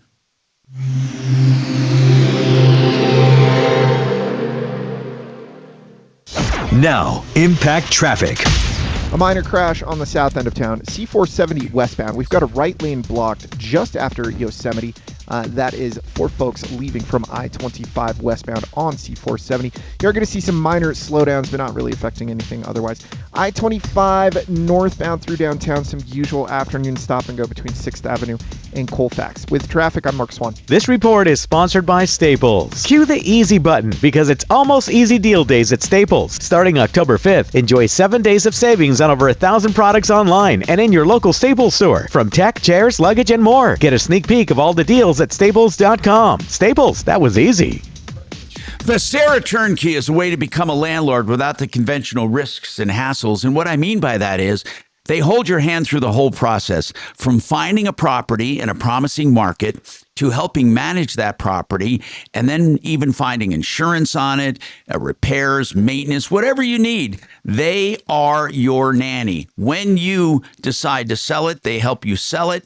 and they tell you the best time to sell it to make great returns. So if you want to be a landlord, usually from 1 to 3 years, and then you move on to your next property, either through a 1031 or a straight sell. Here's the deal. Vestera Turnkey can help you.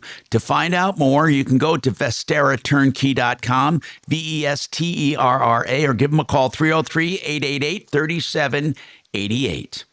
Do you want countertops right now? From the Art of Granite, you can get a price on the phone. The Art of Granite does such a great job, and they're proud of their prices. That's the only reason they would do it on the phone, right? Because they know you're not going to find better deals. So what you do, maybe snap a pic with your smartphone, take some square footage, give them a call. They'll give you a price, whether you want granite, natural stone of any kind, or man-made materials. 303-386-5919. Get your price right now. Then they come and template and measure in just 15 or 20 minutes. 3 weeks later, you have new countertops. Theartofgranite.com. Okay. So actually, an interesting scenario is the opposite. Say someone makes allegations, the petitioner, and then they don't show up for the hearing, right? So, but the respondent does. Well, it's highly likely that the opposite is going to occur, which is that the temporary restraining order is going to be vacated, and the permit's not going to be issued. But here's an interesting thing: we need to talk about this. The TPO has already been issued, and it's going to come up with a background check, regardless of the fact that the TPO was vacated and the protection was not issued. And that TPO, the fact that it had been issued, is going to cause that person, the person who's responding, could cause them real abuse to rate, depending on what their line of work is. Particularly if somebody needs like a security clearance for their job, that's going to cause them. It's going to be a stake in the heart, for example. Could cause immigration problems. Could cause absolutely it could. And then so there's foreign case law. So Colorado, if you look at the record sealing statutes, all it deals with is criminal stuff. But remember, we're talking about a civil protection matter now. It's not criminal. So the record sealing stuff doesn't address that situation. You can't seal a civil. Well, there's no appellate court law, because I've looked into it recently in Colorado, which deals with it. However, there is a foreign case at an Ohio Supreme Court case which addresses that very issue. And again, Ohio, like Colorado, doesn't have their record sealing. It's all criminal. But the Ohio Supreme Court says, you know what? We're just gonna state the amount of law you can seal it based upon the right to privacy, right? Which is interesting, though. The Ohio Supreme Court case hinges on Roe v. Wade, which has been overturned by the Supreme Court. So somebody needs to get that up, and I'm just the person to do it, up to the appellate court in Colorado. Can you present that case? I did, without mentioning. I wouldn't do that. And in fact, when were you required to mention that? That's a hair splitting ethical issue. Like the lawyers and officer court is required to advise the court of on point adverse authority that the lawyers are aware of. Technically, I mean, you're relying on law that you know is going to. I think probably the lawyer has to bring that up, point that out. I would say, look, this is a Supreme Court case. It says privacy, but it hinges on Roe's, and we all know Roe's been overturned. I would point that out to the courts. I wouldn't risk the court finding out that I cited that Supreme Court case, and that cites Roe, and the court's going to say, well, Iowa. Something. High school. I saw it said something about Iowa. High school didn't HS, yeah. Hell, they'll walk out for anything. Because I imagine that scenario. I mean, again, like Tom just asked, what are the numbers here? There's no data, but I do know that there's a lot of these cases. And I have to imagine that scenario where someone gets the temporary petitioner, gets temporary, and they just don't show up for the hearing, and the temporary is vacated, permit's not issued, but that person respondent is stuck. With that on arrest card. Yeah, straight up. And that's a big scarlet letter. A lot of reporting. Oh yeah, no, that comes up. That's gonna cause real employment. Primarily, that's what's gonna cause Military. I'll outline it. That plus Chip Roy on if the government's going to shut down, Victoria Coates, peace in the Middle East, and more on the Joe Pag Show. Tonight from 6 to 9 on 630 KHOW, Denver's talk station. Hi, Tom Martino here, 303-713-TALK, 303-713-8255. More on restraining orders in a minute. Jeff, though, wants to talk about an HOA. Go ahead, Jeff. By the way, we've even had restraining orders put on by HOA members against certain residents. Listen, I've seen all kinds of restraining orders. Hey, well, what are you talking about, Jeff, with your HOA? What's going on? What we got going on is there are townhomes in Aurora, and there's, I think, 10 of us that bought our houses after a hailstorm damaged the roof. Yes. And the HOA is trying to charge us for the damage to the roof when there was no disclosures made when we purchased our houses. There was nobody told us anything about damage. I wouldn't have bought mine if I knew I was going to have to pay $10,000 shortly after. This is an interesting topic. This is an interesting topic because if it was a private home, you would get a disclosure statement that shows that where they would have to disclose this. So what kind of disclosure statement? We should talk about this. This is an odd one. Did you get a disclosure statement when you were negotiating to buy this?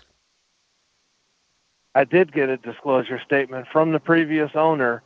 And was there any, did it ask about the roof? It specifically asked about damage to the roof or any structure to the building, and the answer to that question from the previous owner was no damage. Okay. In that case... This was 7 months. The hailstorm that damaged the roof happened in May of 2024. I bought the place in December of 2024, so it was 7 months later. Do you think the seller... And now that they're actually doing the work, they're trying to charge us for it. Jeff, do you... Okay, you got two issues here.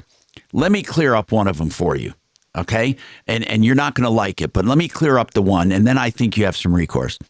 First and foremost, if you are the owner, you are responsible for assessments, period.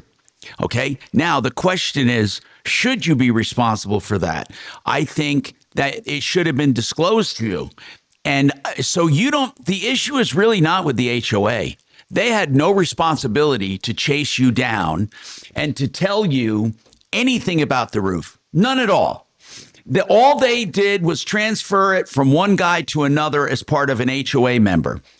The fact that they're putting on a roof and there are assessments that, and I try to tell this to people, they don't make money putting assessments on there. It's to get the roof done. But you definitely have recourse against the previous owner. You really do. And we need to talk about that. That is a serious non-disclosure issue. Do you think the owner knew about it? Did he know about the hail damage? Well, that's a simple yes or no, so we need to talk about it coming up. One of those little things like That's really bad. What were you going to say? You just touched on it. It could be that neither the owner nor the HOA knew that damage existed at the time of the sale. Could be. They may have found out after he bought the unit. That's true. That was my question for him, is when was it known? He bought? Mm-hmm. Man. Mark, I love going to court.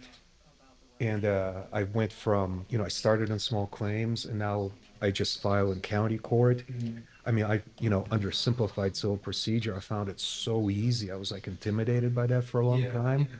But it's just as easy as small claims, except you have more rules to rely on. Yeah. In small claims, it's Thunderdome over there. They don't even enforce their own rules. It's kind of complicated. It is actually, if you're not dealing with our municipal court, like you don't get a community court. Oh, okay. Different rules. That's right. State law rules, but they all have these local.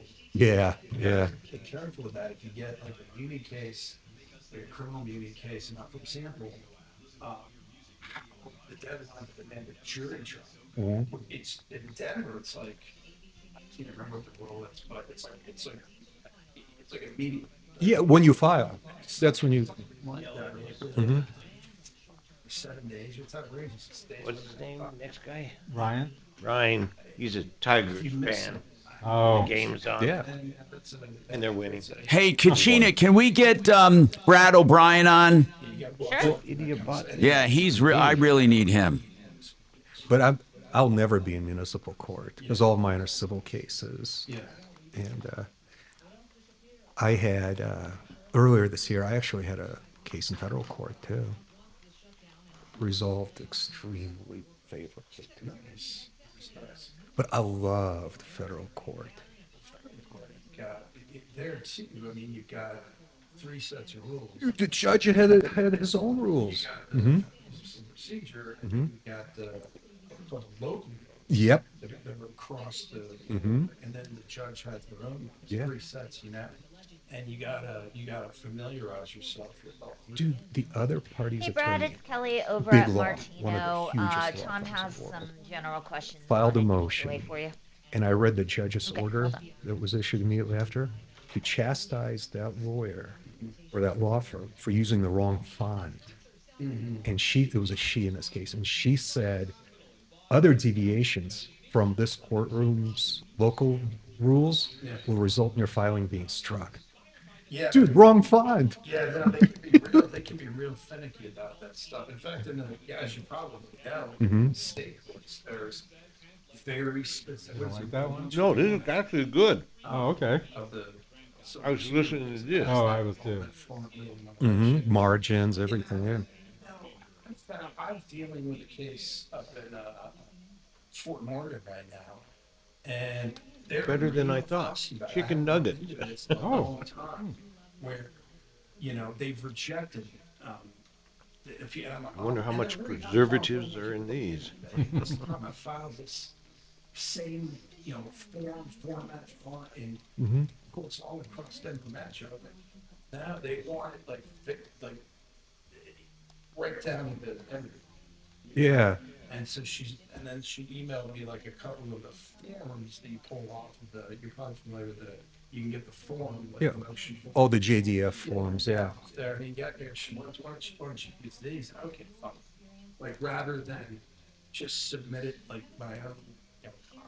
Mark, does that extend your deadline if you submit it on the wrong form, like slightly wrong, and they say, no, we want it in this form? I don't know what the answer to that is, to be honest. I'm not really going to cross that. But Uh-huh. I think that's going to create a real problem. Yeah, deadline problem. Deadline. And you submit it within the filing deadline. Yeah. But the clerk rejects it because you didn't comply with the, Sure, yeah. I've never been in that situation. So Okay, I couldn't say, yeah. But I wouldn't want to be. Yeah, no shit. Yeah, it might be too late. That's why anytime I get a civil litigation type thing in particular, you don't want to wait until that final deadline. Yeah. But that's the exact reason, yeah. Because the old days, before electronic filing, you go down to the courthouse and you say, file this, and cha-ching. Yeah. Like they don't sit there and nitpick, Yeah. Put it on a piece of parchment, pages, and back then. Well, that's the way I have to file because I can't e-file. I can only go to the courthouse, so they do the ka-ching thing, and then they give me the stamped filed copy. Good afternoon, Tom Martino. And I Show. like that because I get to show up at the courthouse and I hear the machine go ka-ching. Right. That's pretty cool. I can't e-file. That's how it was when I started for years. I'm old enough to remember pre-email when I started talking. Sure. There was no email. Yeah. Oh, yeah. And there were certainly no smartphones. That's right. And then there was no electronic filing and electronic legal research existed back then, but it was super expensive. Yeah. Very expensive back then. 3939. Most solos couldn't Uh-huh. afford it. Wow. It was that expensive. Yeah, and then the electronic filing, like I just do it for free through the Georgia Bar on the Georgia Bar website. It's a free, so I'm inactive in Georgia, but I just am able to use that. That's pretty cool. Mm-hmm. I don't know if you probably know this too, but the Colorado Supreme Court is really good. Like they have, so for example, you go down there and Lexus they have for free. What? Yeah. No, they didn't tell me that. Well, I didn't ask because I assume there's a fee for it. Now it's free. I think it's free to the public too. So No you shit. should check that out. It's on the broadcast. You don't want to get too jammed up down there. Yeah, no, you get down there. And I think they say it's in like an hour limit. But I sat down there for like 3 hours. Shit. I've never been hassled. Yeah, unless there's a line, Yeah. right? I mean, why would they give a shit? It's a pretty well-stocked library. Mhm. I mean, they have. So if I get a big project, Mhm. I'll crack, do the initial at home and enjoy the bar website, and then I'll go down there and finish up on boxes. Oh, no shit. That's awesome. Which is better. It's really good and really efficient, And you can email the law to yourself Mhm. right off the so you can have the cases and whatever you find. Yeah. Thank you for telling me that, dude. Yeah. That opens up a whole new dimension that I just discovered with you. It was due to you. Thank you. Sure. I'm gonna waste a lot of time at that building. I can tell. That is really, really cool. Well, I can't wait. I have 2 trials this month. One in Jeffco County, one in Denver County. I'm suing Verizon too in Jeffco. I got a default judgment against them, which is kind of interesting. Yeah. But there's a co-defendant, so that co-defendant is going to trial in the next week. But Make the Super Bowl political by bringing in the anti-Trump and goofily named Bad Bunny as the halftime quote entertainment. Join me at 4. They actually didn't file. Yeah. So they have to show up. Ripped off, bad news. You need advice so you don't have to lose. We'll come running just as fast as we can. Troubleshooter's gonna help the common man. This is the Troubleshooter Show. Now, Tom Martino. Hi, Tom Martino here. Welcome to the show. 303-713-TALK. 303-713-8255. Okay, we've been talking about all kinds of things today. My God, everything from moving scams to restraining orders to sprinkler systems to whatever's on your mind. So let's do it. And let's see, do we have any calls? Yes, Jeff wants to talk about this HOA issue. Jeff's got a really, really important issue here. I'd love to run by Brad O'Brien, a real estate attorney we use as our expert, O'Brien Legal Services. Brad, this is an interesting one. I'm going to run it by you, okay? So Jeff contracts to buy a townhome, not a single-family home, but a townhome. He gets the disclosures as required by law or by whatever it is, and he gets these disclosures. And specifically where it asked about the roof, it said what, Jeff? No damage. No damage. So he bought a townhome. No damage. And little did he know, but 4 months prior to him buying, there was a major hailstorm. Now 7 months. Oh, 7 months. 7 months prior. 7 months. Okay, got it, sir. 7. 7 months prior, there was a hailstorm. But at the time he bought it, it was not disclosed to him. Now he is being assessed $10,000 as his part for roof replacement. He said had he known, he would have never bought it. Now, what the hell does he do? I think he's been wronged. Brad, what do you think? Well, a home seller is obliged to disclose defects that they actually know about. And that's the crux of these disputes is, can you prove that the seller had actual knowledge that this roof was damaged? If you can, okay, then the buyer should be able to recover under the real estate contract, the purchase and sale contract, which does have provisions in there that the seller has to disclose defects, and if they don't, they can be held liable for damages. Now, Brad, the HOA does not have any obligation to him, do they? No. Okay. Can I interject in here? Go ahead, Jeff. The bylaws of the HOA state that any damage that's on common property is required to be disclosed to the homeowners within 30 days of notice of the damage. And the HOA, the property management company, did not do that, and even admitted that there's a possibility that the homeowner previously didn't know because their guy that they've since fired dropped the ball and didn't follow the HOA bylaws. Oh my God, that adds a wrinkle. So if the HOA did not follow its own guidelines, and the owner, the seller, did not know, then what happens, Brad? What do you think? Well, that's a different question. It's not about the disclosure that a seller owes to a buyer. It's the disclosure that the HOA owes under the its declaration to the owner of the unit. So if the HOA didn't give notice to the unit owner at that time, then this buyer, Jeff, would be able to pursue that, even though because he's a successor to the owner who should have received notice, 6 months ago. So so would the HOA be responsible for him for not disclosing the damage? Well, it's two separate things. Did they disclose, and what's the consequence of that?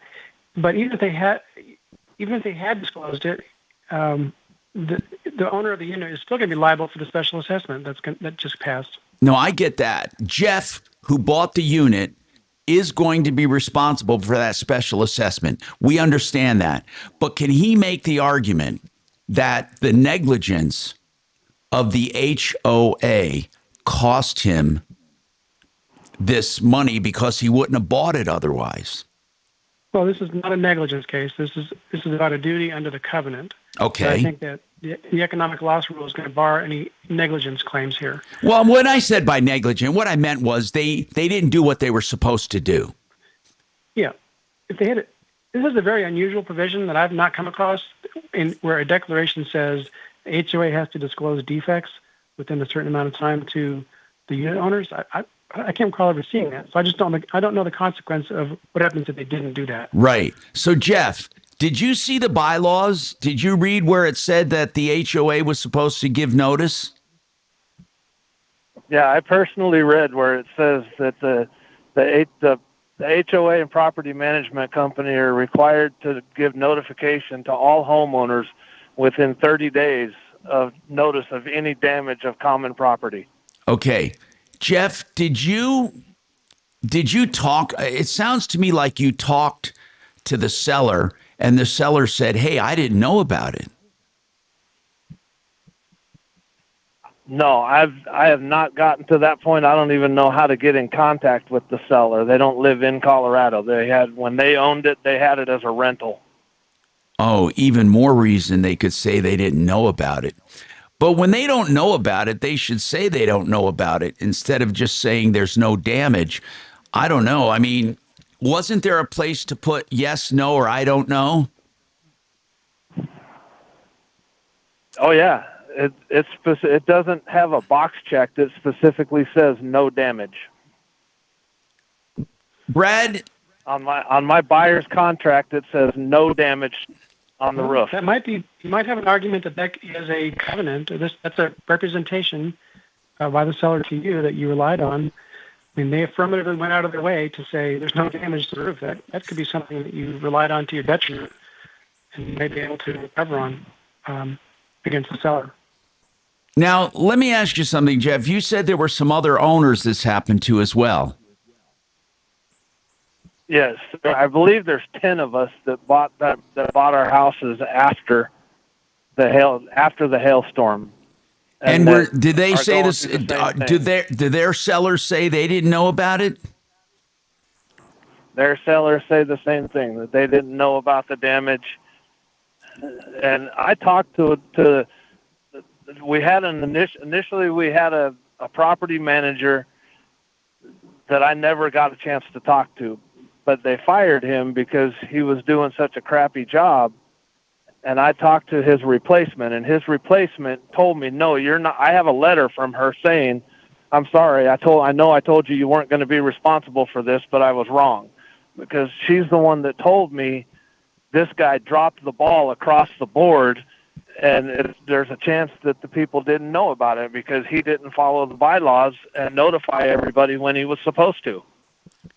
Listen, Jeff, That was right obviously, from the mouth of the HOA property manager. Jeff, obviously, the HOA itself is going to have to, I mean, they're going to assess you for this. I mean, this is going to be a major problem. What you have to do, I think, is go after the seller. If the seller specifically said no damage, did they put that on the contract or on the actual disclosure? It's in my buyer's contract. Really? And how is it written in your buyer's contract?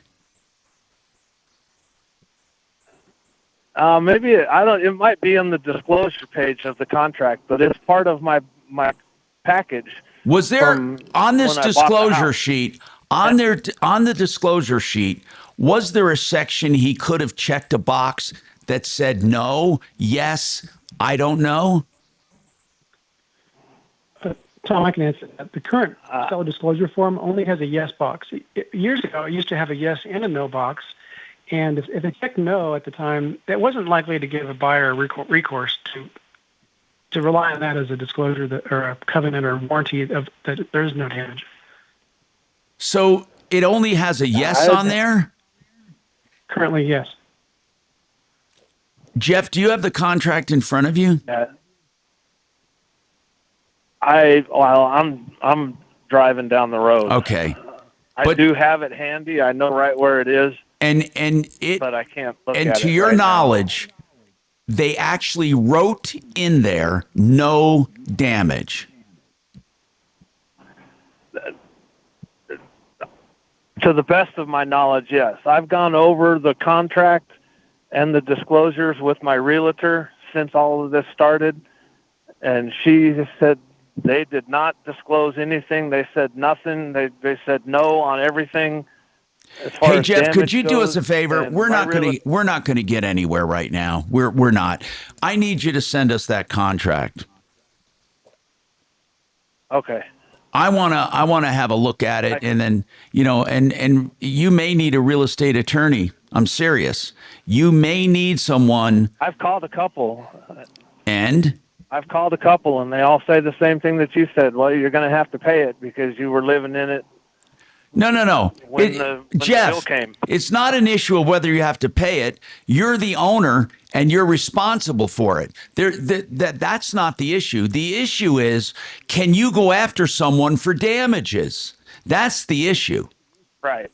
Okay, so what they told you is correct. You're going to have to pay the assessment, and then you're going to try to go after somebody for the damage, because what you're saying is you would have never bought it. Right. I would have never bought it if I knew I was, because I bought it. Or you would have negotiated a better price or something. If you knew you had to pay 10 grand. That's like overpaying. Right. That's exactly. If you knew you had to pay an extra 10 grand, you would have done something about it. I totally believe you. That is a believable argument. But right now, you really need to send the contract and then see if you have a case against the seller. And you're going to have to hunt down the seller. Where would you like me to send it to? I'm going to put you on hold. Thank you. Brad O'Brien, by the way, O'Brien Legal Services, 720-370-7388. Tell him where to send that contract so we can get a look at it. And then I want you to give it straight to me, Kachina, so I can see it. I'm Tom Martino. We have more coming up.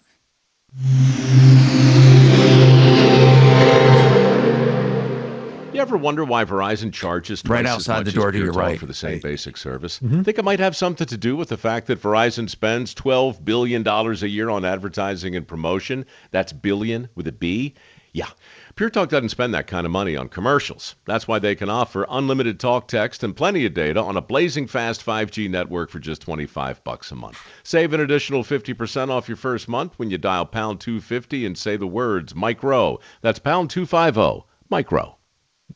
TheArtofGranite.com. That is the place you can call right now and get a price on the phone for your countertops. The name says granite, but they do any man-made material and any natural stone. All you have to do is ask, and they give you a price. They might want some square footage, of course, maybe a pick or two, but you can get it done right now at 303-386-5919. Tear out and haul away is always included, free of charge, and wholesale on all countertop materials. Get your price. 303-386-5919, theartofgranite.com.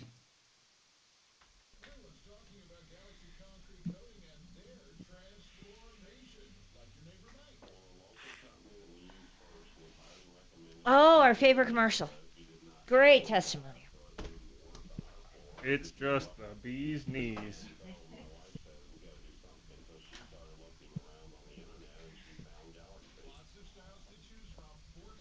People don't believe me as to how excited I am about my Galaxy floor coating.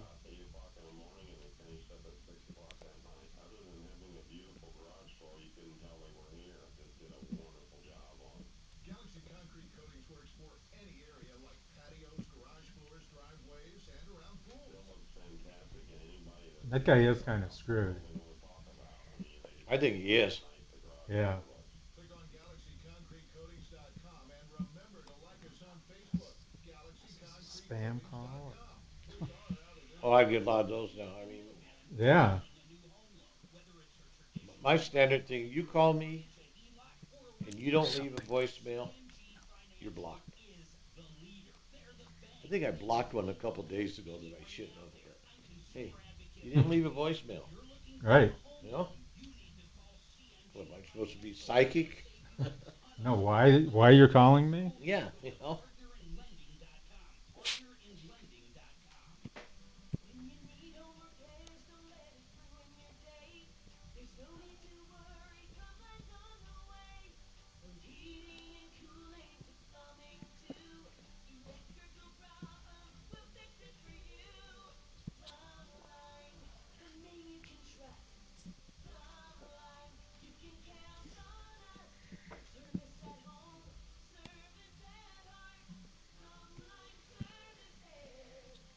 Finding great candidates to hire can be like, well, trying to find a needle in a haystack, but not with ZipRecruiter.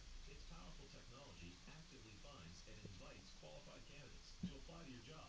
So while other companies might deliver a lot of hay, ZipRecruiter finds you the needle in the haystack. See why 4 out of 5 employers who post a job on ZipRecruiter get a quality candidate within the first day. Try ZipRecruiter for free at ZipRecruiter.com/free. That's ZipRecruiter.com/free. People who work at a walking plant may have serious health issues. If you work at walking plant or any other facility near your site, I want you to be aware of a federal program offering up to $400,000 tax-free and free home health care for life. Trusted Ally Home Care can check if you qualify. Now, if you work at walking plant or any other DOE weapon site, I want you to contact Trusted Ally today.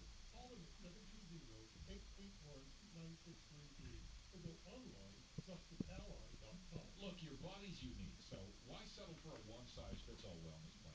That's where Viome comes in. Viome uses advanced science to analyze your gut biome with a simple at-home test, so you know exactly what foods and supplements are right for you, all based on real data from your own body. And you know what?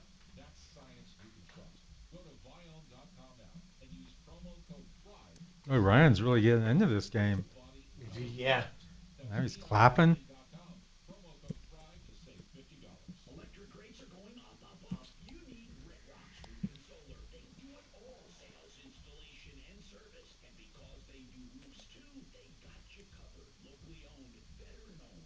More than 35 years combined experience. The only company to guarantee an activation date or they pay you for lost energy. Battery backups, auxiliary generators. 303-704-2449. 704-2449. RedRocksRS.com. Lots of sunshine for your Tuesday. Temperatures today reaching into the upper 70s and low 80s. We'll get a few more clouds by later on this evening. Small chance for a brief shower. I'm Fox 31 Weather Team Meteorologist Kylie Bird. This report is sponsored by Red Pilled America. Why haven't you listened to Red Pilled America? I get it. You must have pronouns in your bio.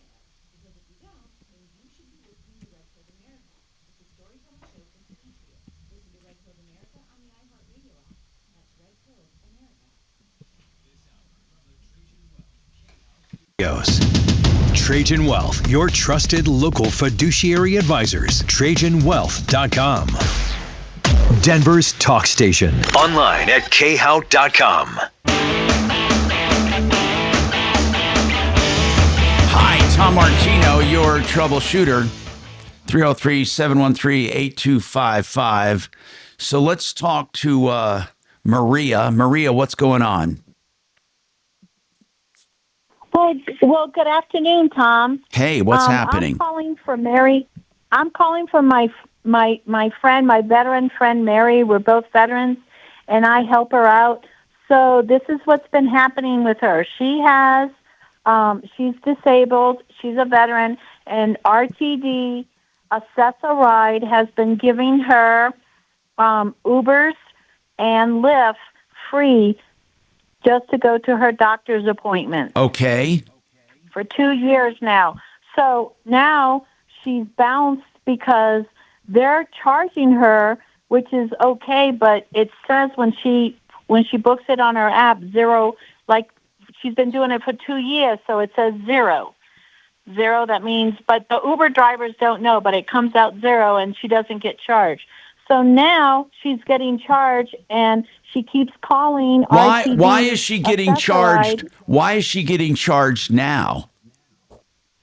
We don't know why, but now we're calling Accessoride, and they're giving her some phone number, and the phone number just goes boink. They don't answer, and then it still says zero when she, applies for these rides to go get her, like she tried today to go get her flu shot at the VA, and it's always been free. And now all of a sudden she's getting this. So all we need to know is if this program stopped, why is she hasn't gotten a letter, and why aren't they answering the phone?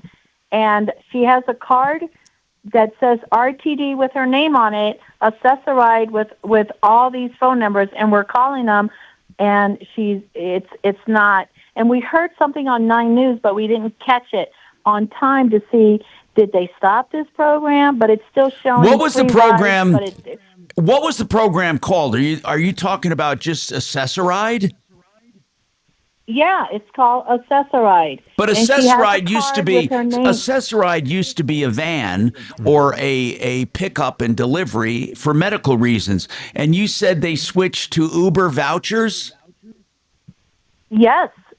And she's been doing it for 2 years. And so now she's getting her bank statements. And, I mean, it's like to the VA and back was $22. And she's just like, she can't afford it. She can't afford it. No, I remember Accessoride. I don't think Accessoride was discontinued. We'll look into it though. Hey, Deputy D. Oh, that would be great, Tom. Deputy D, could we look into it for this lovely woman?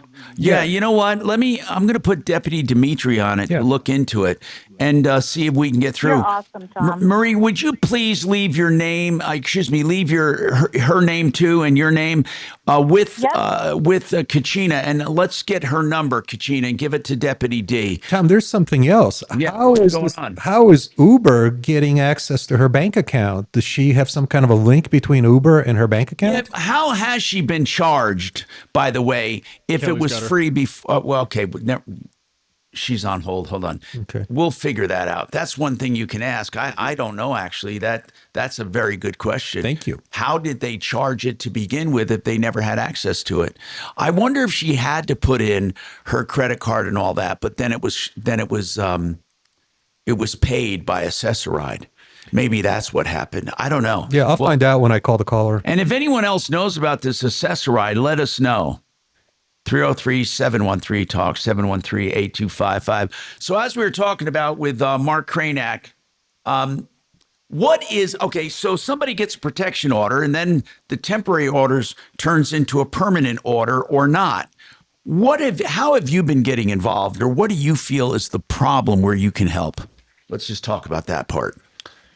Yeah, I'll find out when I call the caller. And if anyone else knows about this Accessoride, let us know. 303-713-TALK, 713-8255. So as we were talking about with Mark Kranak, what is Let's just talk about that part. Well, I mean, I can help either a petitioner or a respondent. I can help a petitioner get a legitimate, protection order, both the TPO issued and the permanent, or I could help a respondent defend one of them, particularly if they think, it was frivolous.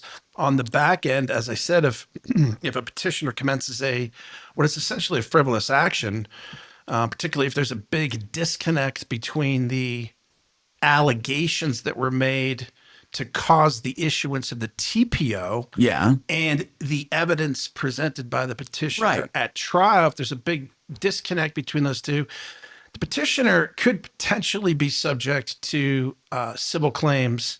Like what? Like literally damages? Malicious prosecution, abusive process, extreme and outrageous conduct. Because I think a lot of people don't understand because a lot of people have gotten these protection orders, I think, and they've been ill-gotten. They've exaggerated, they've done whatever they could to get it, and they don't have the evidence to make it stand up.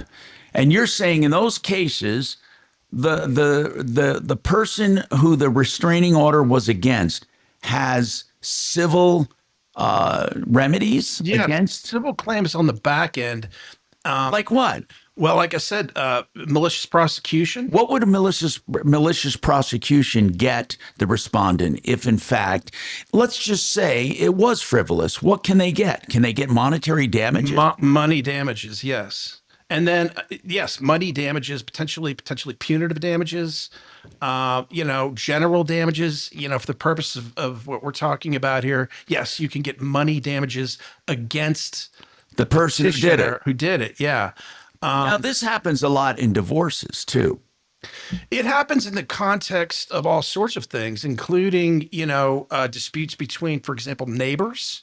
Yes. There could be a situation where, there's a condominium building and there's, water leaking down from one unit, like just a run-of-the-mill. People get upset with each other, and restraining orders have become quite common. They can become quite common, and I think that the petitioners who seek these don't realize that there's potential liability, and probably the respondents don't either. In other words, if you're a petitioner and your neighbor is just bothering you, for example, well, then you can just, you're just going to run down to the courthouse and get some, make frivolous allegations, get the TPO issued, and, with no ramifications. I think people think that. And so I could, assist with all of that. So if you've ever been, what Mark is saying is, if you've ever been the subject of a restraining order and you think they exaggerated or lied about it, you gotta respond to it. You gotta respond to it, and then you could actually have action against the person who took it out. That's correct. Yeah. You probably have to, you almost certainly are going to have prevailed at the evidentiary hearing, in the sense that the TPO is vacated and the permanent protection order was not issued. Otherwise, I mean, obviously, if the petitioner gets a permanent protection order, there was enough evidence. There was enough evidence. Yeah, the judge made evidentiary determination. You're going to have no claims. But I would love to know the stats on how many people get temporary orders and then never turn them into permanent because they don't have the evidence. I would like to know that too, and I don't know what. By the way, if that's happened to you, you might want to call us, and we'll forward you to Mark, because really, truly, if you had a temporary restraining order put out against you and it wasn't turned permanent, maybe you have action against that person, and sometimes it can cost people their jobs. Well, here's a very interesting scenario that I'm just going to lay out there. Suppose somebody gets a temporary protection order issued, and either the petitioner then doesn't show up for the evidentiary hearing, right? And so then the TPO is vacated, a permanent is not issued. Right. The respondent's got a problem from their record, because that TPO, notwithstanding that the TPO was vacated, is on their record. It's on their record. And the question, and because all of the record sealing statutes in Colorado, like I suspect in most states, deal with sealing criminal records. But what are we talking about here? We're not talking about criminal matter. This is a civil matter. And if you look at the record sealing statutes don't technically apply to this. So that's a real problem that the law. So somebody a neighbor who's pissed off at you, or someone at work, or someone in a condo building, or someone, if they put a temporary on you, even if it was never turned into a permanent restraining order, it'll still show up on your record. That is correct. And that can do damage in and of itself. Absolutely will. Particularly, I mean, depending on the line. Especially if people are trying to get a job or something and they see, wait a minute, why did you have a protection order issued against you? Exactly. And for some lines of work, it's really problematic. Yeah. Okay, I got to take this break. We got more coming up on the Troubleshooter Show. I think we just did a pretty good. Yes, I think. Oh, this, I'll make a copy of it. This is the smallest piece of shit you ever want to see. What happened was my.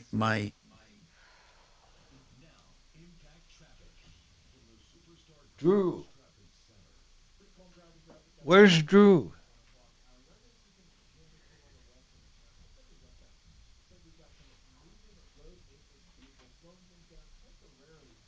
I can't go number 2 anymore.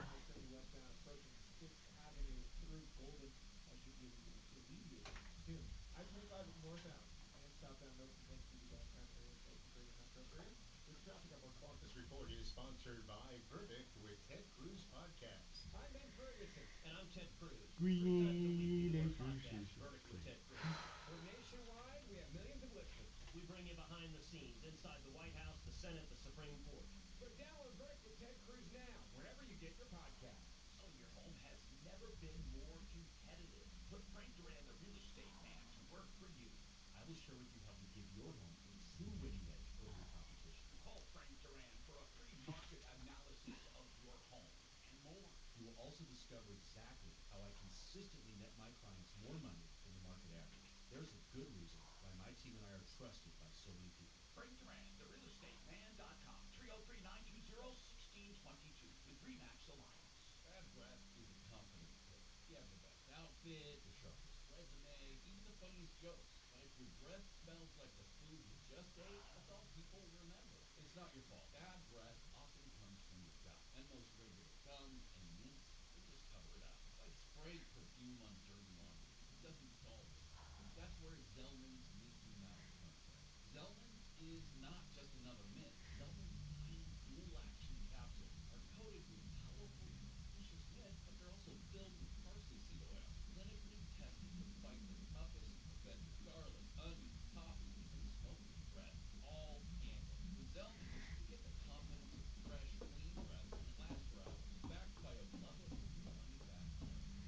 Zellman's is only available online. Go to Zellmans.com. That's Zellmins.com. Use the code RADIO for 15% off your first order. That's Zellmans.com, code RADIO. Hennion and Walsh was made for people like you. People who value speaking to the right people at the right time.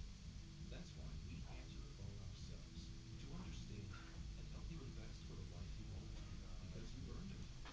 We're Hennion and Walsh and a human connection. Get a second opinion. Call 800-279-5279 or find us online. Investment involves risk, including the possible loss of principal. Advisory services provided by Hennion and Walsh Asset Management. Securities offered by Hennion and Walsh Inc., member FINRA SIPC. Hi folks, Dan Cicchini, Done Right Home Improvements. My wife Susan and I started Done Right in our garage in 1985, doing a little of everything. We've grown to be one of the largest companies of our kind in Colorado, specializing in kitchens, baths, counters, floors, finished basements, and windows and doors. Serving Colorado 40 years. And what has that to extent? We've learned that the fundamentals of a successful business never change. That is, treat people like you want to be treated, do good work, price fairly, and back up. Okay. That's our success formula. Here's our son Todd. That's right, Dad. Been hearing that my whole life and you'll know. Folks, whether it's a first-class kitchen renovation, an awesome transformation remodel, a full-service basement finish for some extra space, or replacement windows and doors that will wow you with your fall. Good afternoon, Tom Martino Show. Now couldn't be a better time. Kitchens, baths, counters, and floors, finished basements, windows, and doors. We have our word to get you right at Done Right. Call us to reserve your spot on our special. 303-722-2295, 800-362-8370, or drhi.com. No, they didn't give me my tea. I normally don't want my Good own afternoon, Tom Martino. Haven't you ever had a tooth pulled? Please hold. Give it to you? Yeah, I think I've only had one. Tom Martino Yeah, Show. put it Please on hold. my pillow for the tooth. Hello, Tom I Martino don't Show. know. I don't recall. It was only a few I'm years sorry? ago if I took it or I just said no, I don't want I always ask for Did you want to talk to Tom? if they have any dental tools to fix. Oh. They make great for guns. Yeah. Getting the lead off cylinders or the barrel. I mean, they're tough little tools. Yes, they are. Yep, and let me see if I can do this a different way here. Hang on for me.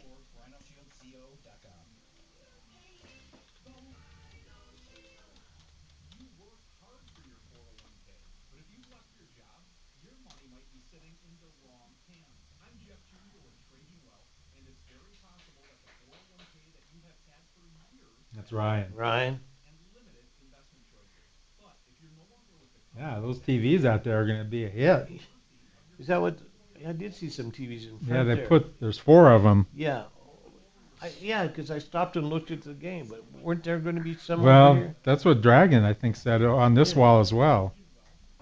But, yeah, like a couple of them are probably turned to news, and the other ones are sports. Okay, it's 303 951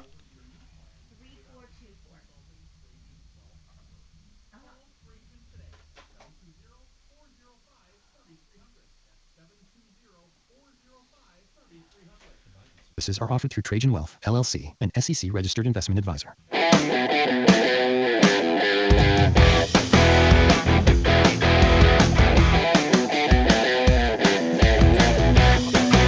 Hi, Tom Martino, your troubleshooter, 303-713-TALK, 713-8255. So we talked about restraining orders and some of the problems that come up with restraining orders. And I want you to contact us, help@troubleshooter.com, if this comes up.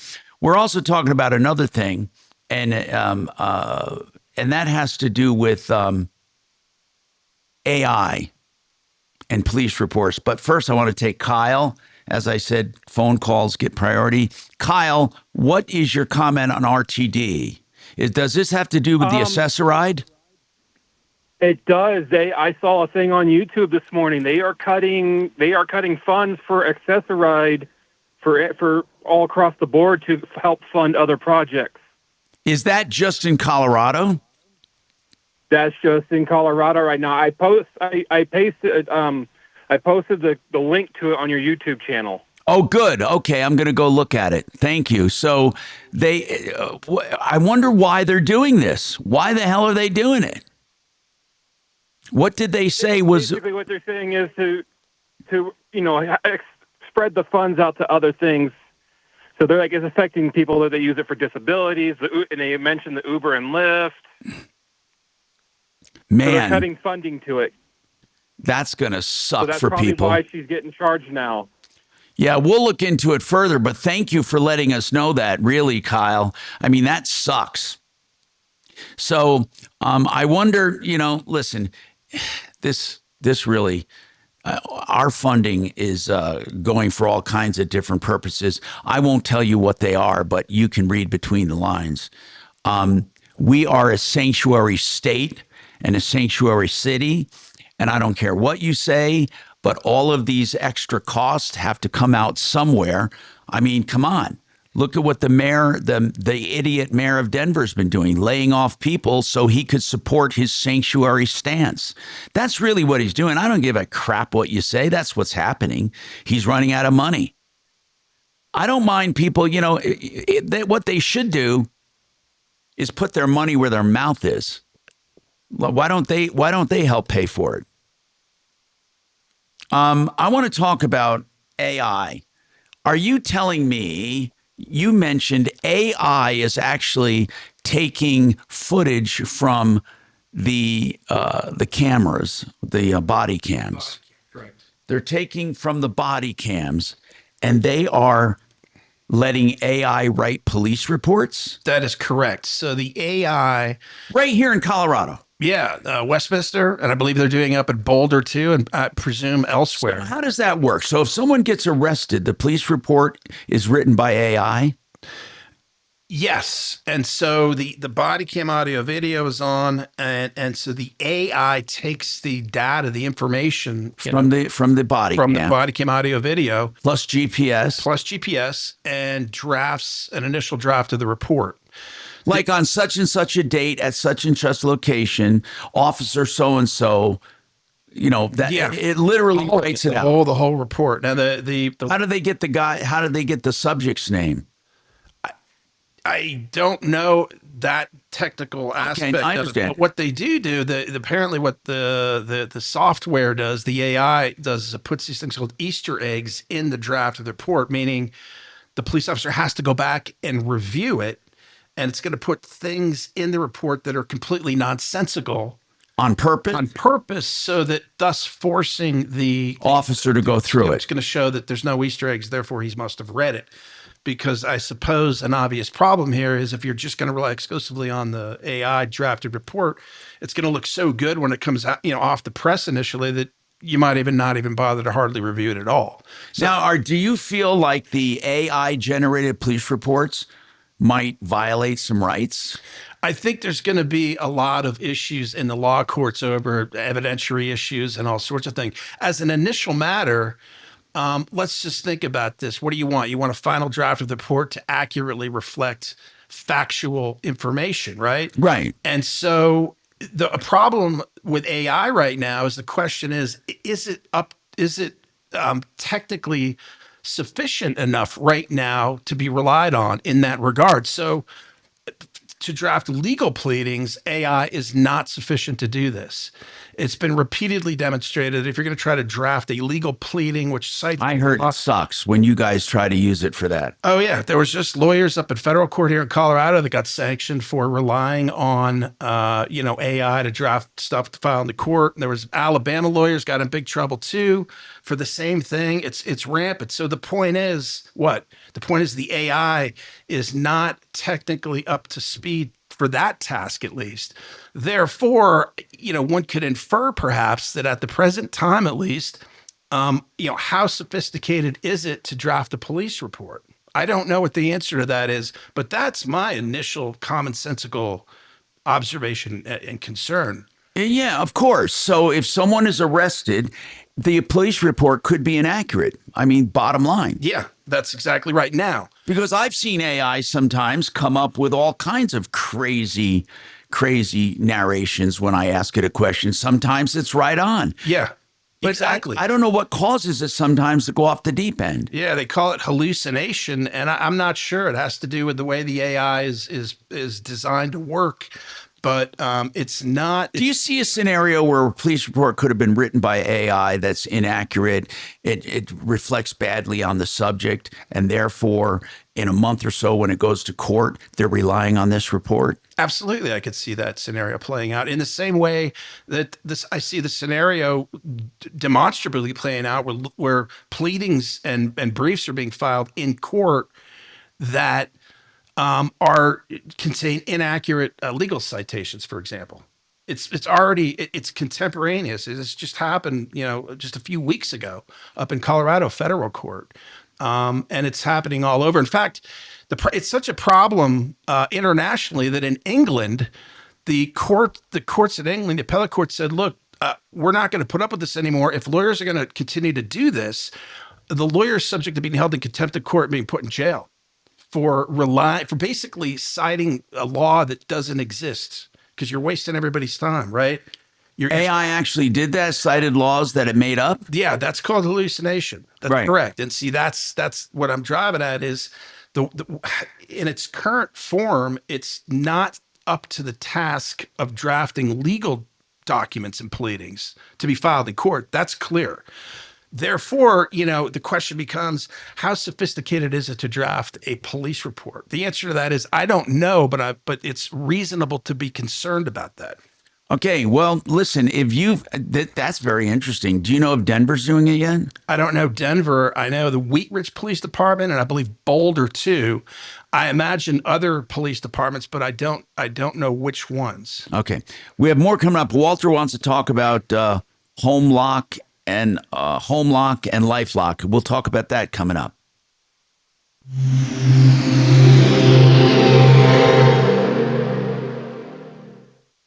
Now, Impact Traffic. pretty calm driving throughout the Denver Metro for the 1 o'clock hour. You are going to see some jamming over on the west end of town. I-70 westbound. Looks like we've got some moving road maintenance vehicles slowing things down temporarily for drivers. At the moment, seeing some jamming I-70 westbound approaching 6th Avenue through Golden. Should be alleviating soon. You need to register I-25 a at credit northbound card to and utilize southbound, Uber. no That's complaint why through the she was downtown area charged. as well as the greater metro area. With traffic, I'm Mark Spawn. This report is Even though the sponsored charge by would come up as zero. Blindster.com. What if I can guarantee the price of Bitcoin will be $1 million in 2030? Well, I can't, but I can guarantee you'll save a lot of money on blinds at my company, Blindster.com. Free samples, free shipping, and guaranteed to fit. Shop at Blindster.com today. All right. John Fuller is a personal injury attorney that I hope you never need. If you do need him, though, he'll talk to you personally about your case right from the first phone call. Unlike most PIs, they require you to sign up at least before they talk to you. He'll talk to you right off the bat and answer all of your questions. If you think it's a great idea to hire him, then what he'll do is he'll help you with your case on a contingency fee basis, and you'll get his cell phone that you can call or text at any time, day or night. True story. John Fuller, Fuller Law. And you can call him at the first sign of trouble. 303-597-4500. 303-597-4500. Hey, permanent LED lighting for your home to celebrate holidays or a sports game or even a birthday or whatever day you want. And it's from Excel Roofing. That's right. Light up your life with Excel Roofing, where every day can be a holiday. For estimates in just a few minutes, go to excelroofing.com. This permanent LED lighting has hundreds of thousands of colors and patterns and millions of options, all programmed from your smartphone. Think about how cool it is. It's cleverly camouflaged, permanently installed on your home with hundreds of thousands of hours of life. You never have to change a battery or worry about burned out bulbs. And it's Excel, E-X-C-E-L, excelroofing.com. My name's Stephanie Rotund. That's terrible. No, but the funny thing about it is, like, he goes to all this trouble to go and get his hair done, and then he puts a hat on. Yeah. Right. Just get my number out. 999-3900, all right? Okay. At the hotel, and I grabbed his scissor and cut my bangs. It was pissing me off. My bangs kept falling down. I said, I can handle this. Oh. And when I go to my hairdresser next week or something, she'll have a.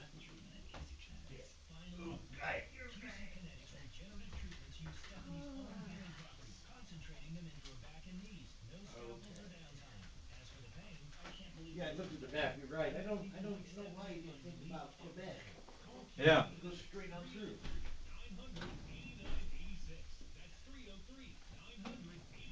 The worst part is you got to go a little bit closer to the interstate. Well, I avoid that. You can't go Union into Quebec. You No, do you- the no. round, million turns. What is, hold on. What is the number? 303-999-3900. That's a good number. Oh, yeah. Yeah, that's a good one. I took some little bit of finagling, a little bit of effort to get that, but it's a good number.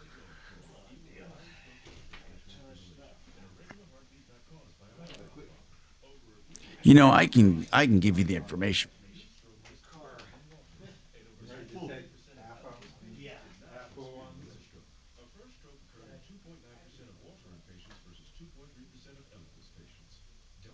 Prescription Eliquis without asking your doctor. Stroke risk may increase. Eliquis can cause serious and potentially fatal bleeding.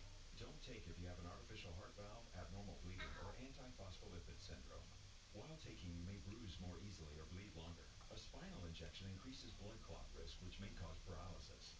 Get medical help right away for unexpected bleeding or bruising, or back pain, tingling, numbness, muscle weakness, or incontinence.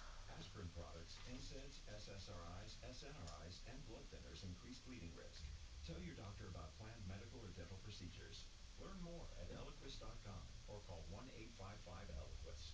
Man, I'm happy happy to tell you about the only realtor that made the cut for Team Dave Logan, and that is Troy Hansford. I recommend Troy because he's the only agent that'll guarantee to sell your home at your price, or he'll write you a check for $5,000. And the good news, he puts that in writing. He can make that guarantee because he spends tens of thousands of dollars generating demand. And right now, he has hundreds of approved home buyers ready to buy. He just doesn't have enough houses. So if you have a house, Troy might have that perfect buyer for you right now. Give him a call, 720-900-4433. Let me give you a story. Just last week, Troy listed a house that was on the market for almost a month. You know what? Troy sold it for full price in less than a week. And if for any reason you need to sell right away, Troy will buy your house for all cash, and it can close in as little as 7 days. Call Troy and get your home sold for the most money. 720-900-4433. Again, that's 720-900-4433. Troy Hansford with Remax Professionals, a Colorado licensed broker. Some restrictions apply.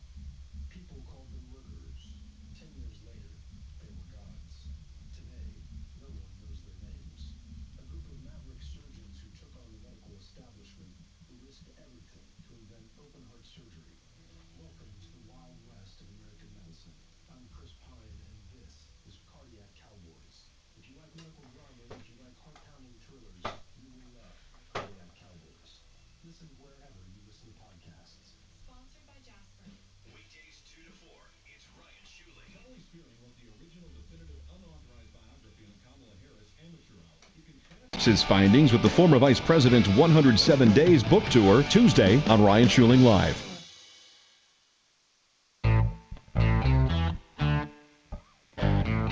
Hi, Tom Martino, your troubleshooter. By the way, One Clear Choice Garage Doors can fix a broken spring in the middle of the night. If you can't get your door closed, secure your house, can't get it open, and it's oneclearchoicedoors.com for openers, doors, any part of the opener, any part of the door.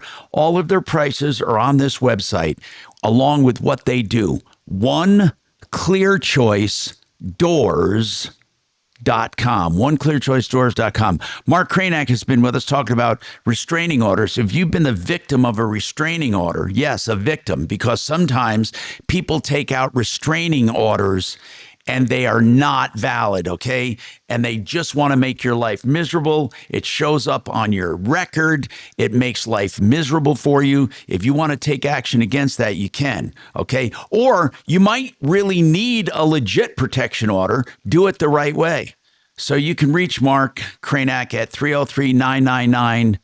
303-999-3900. That's Marc Kranak. So, Marc, in closing, as far as the police reports, have you run across any police reports personally where this was an issue for the person?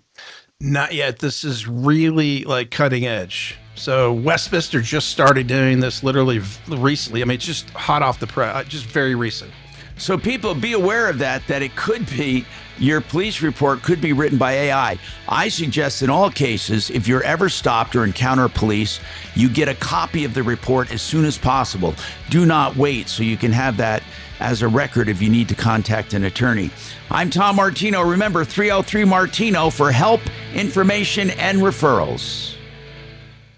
Hey, you're clear, buddy. Follow Tom Martino. See ya. All right, Tom. Thank you. Yeah, so you'll get this, follow up with me by email on this, right?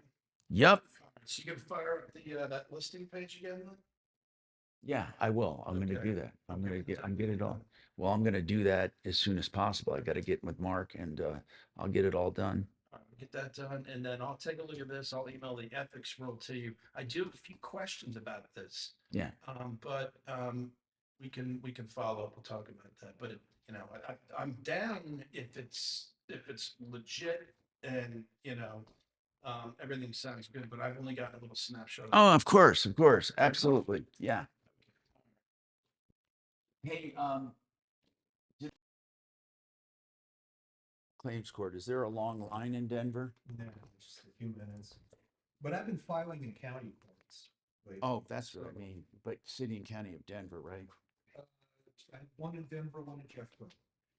And it's very nice to meet with you. Dude, you too, man. So I can't wait to see you here again. And next time, let's come up with some crazy stories from the criminal side of your work, would you? That sounds good with me. Dude, I can't wait to hear those. All right. Hey, Tom, thanks, buddy. Thank you, Mark. Before we follow over the air about all this stuff.